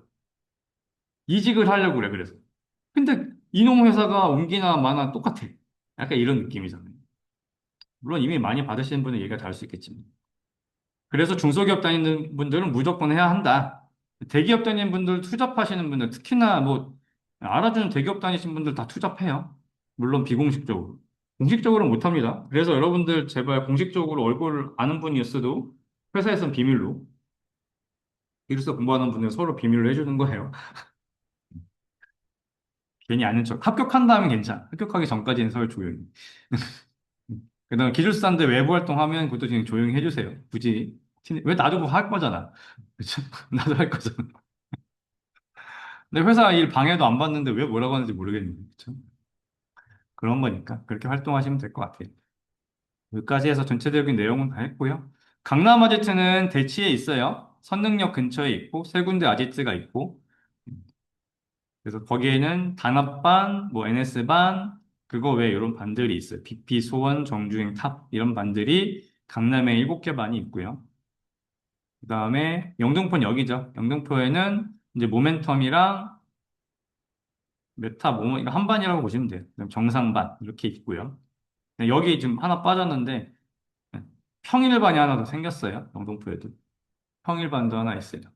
그다음에 강북에는 을지로 종로 쪽에 있고요. 그래서 을지반이랑 강북 심화반, 현득반이라고 하는 을지반이랑 강북 심화반이 있어요. 여기도 평일반이 있고. 이 지금 말씀드린 모든 강의실은 여러분들이 원하시면 언제든지 쓸 수 있어요. 주말 빼고. 강의 없는 날은 언제든지 가서 무료로 사용할 수 있으니까. 사용하시면 되고요. 그래서 여러분들이 이 설명을 듣고 이제 심화반, 아니, 기본 필수반에 참여하시게 되면 카톡방에 초대가 되실 거예요. 그래서 이제 다음 주에 시작하기 일주일 전에 초대가 되거든요.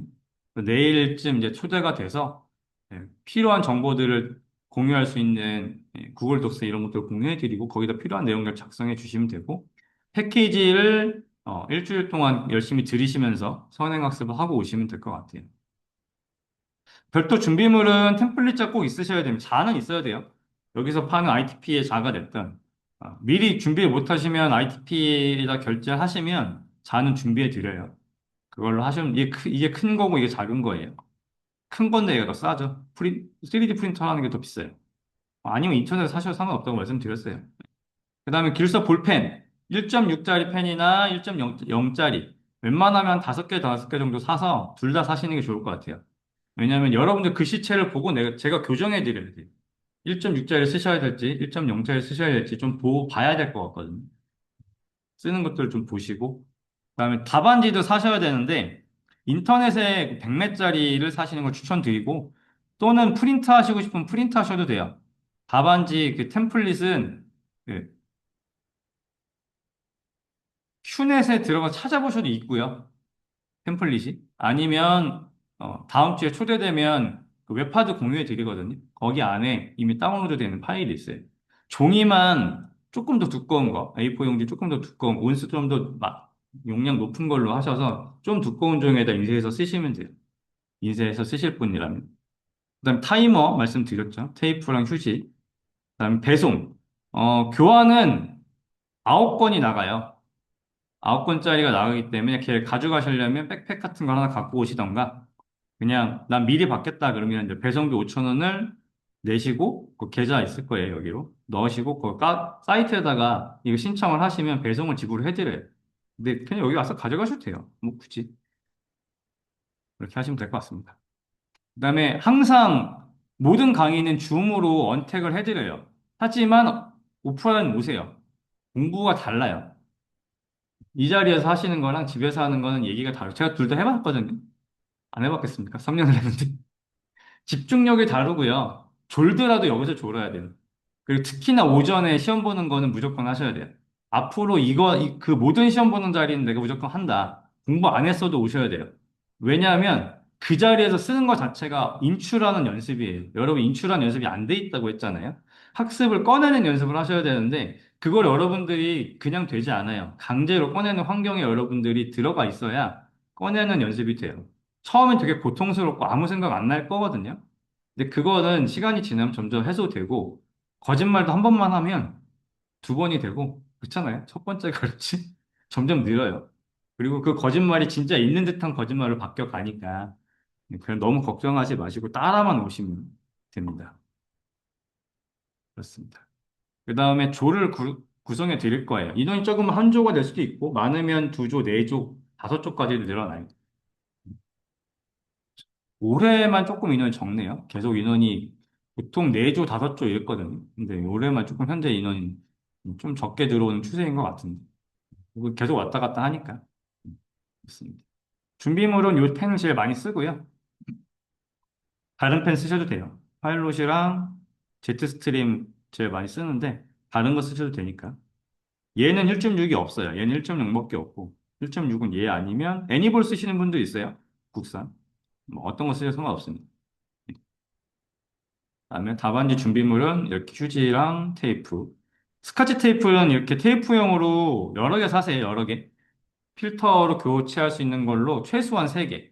필터도 충분히. 쓰다가 시험 볼 때 이거, 물론 화이트 많이 안 할수록 좋지만, 화이트 하는 것도 시간이고 다시 글씨 쓰는 것도 시간이라 최소로 해야 되지만, 하다가 얘가 잘 나갈 수 있거든요. 나가면 얘를 바꿔낄 시간이 없어요. 바로 새 걸로 다시 해야지. 그러니까 여러 개 있으셔야 합격할 때까지 쓰셔야 돼요. 템플릿잔 두 종류 이렇게 있다. 나머지는 한번 읽어보시면 될 것 같고, 네. 일단 여기까지 해서 전체적인 설명회는 다 말씀을 드렸고요. 이제 궁금하신 내용 있으면 질문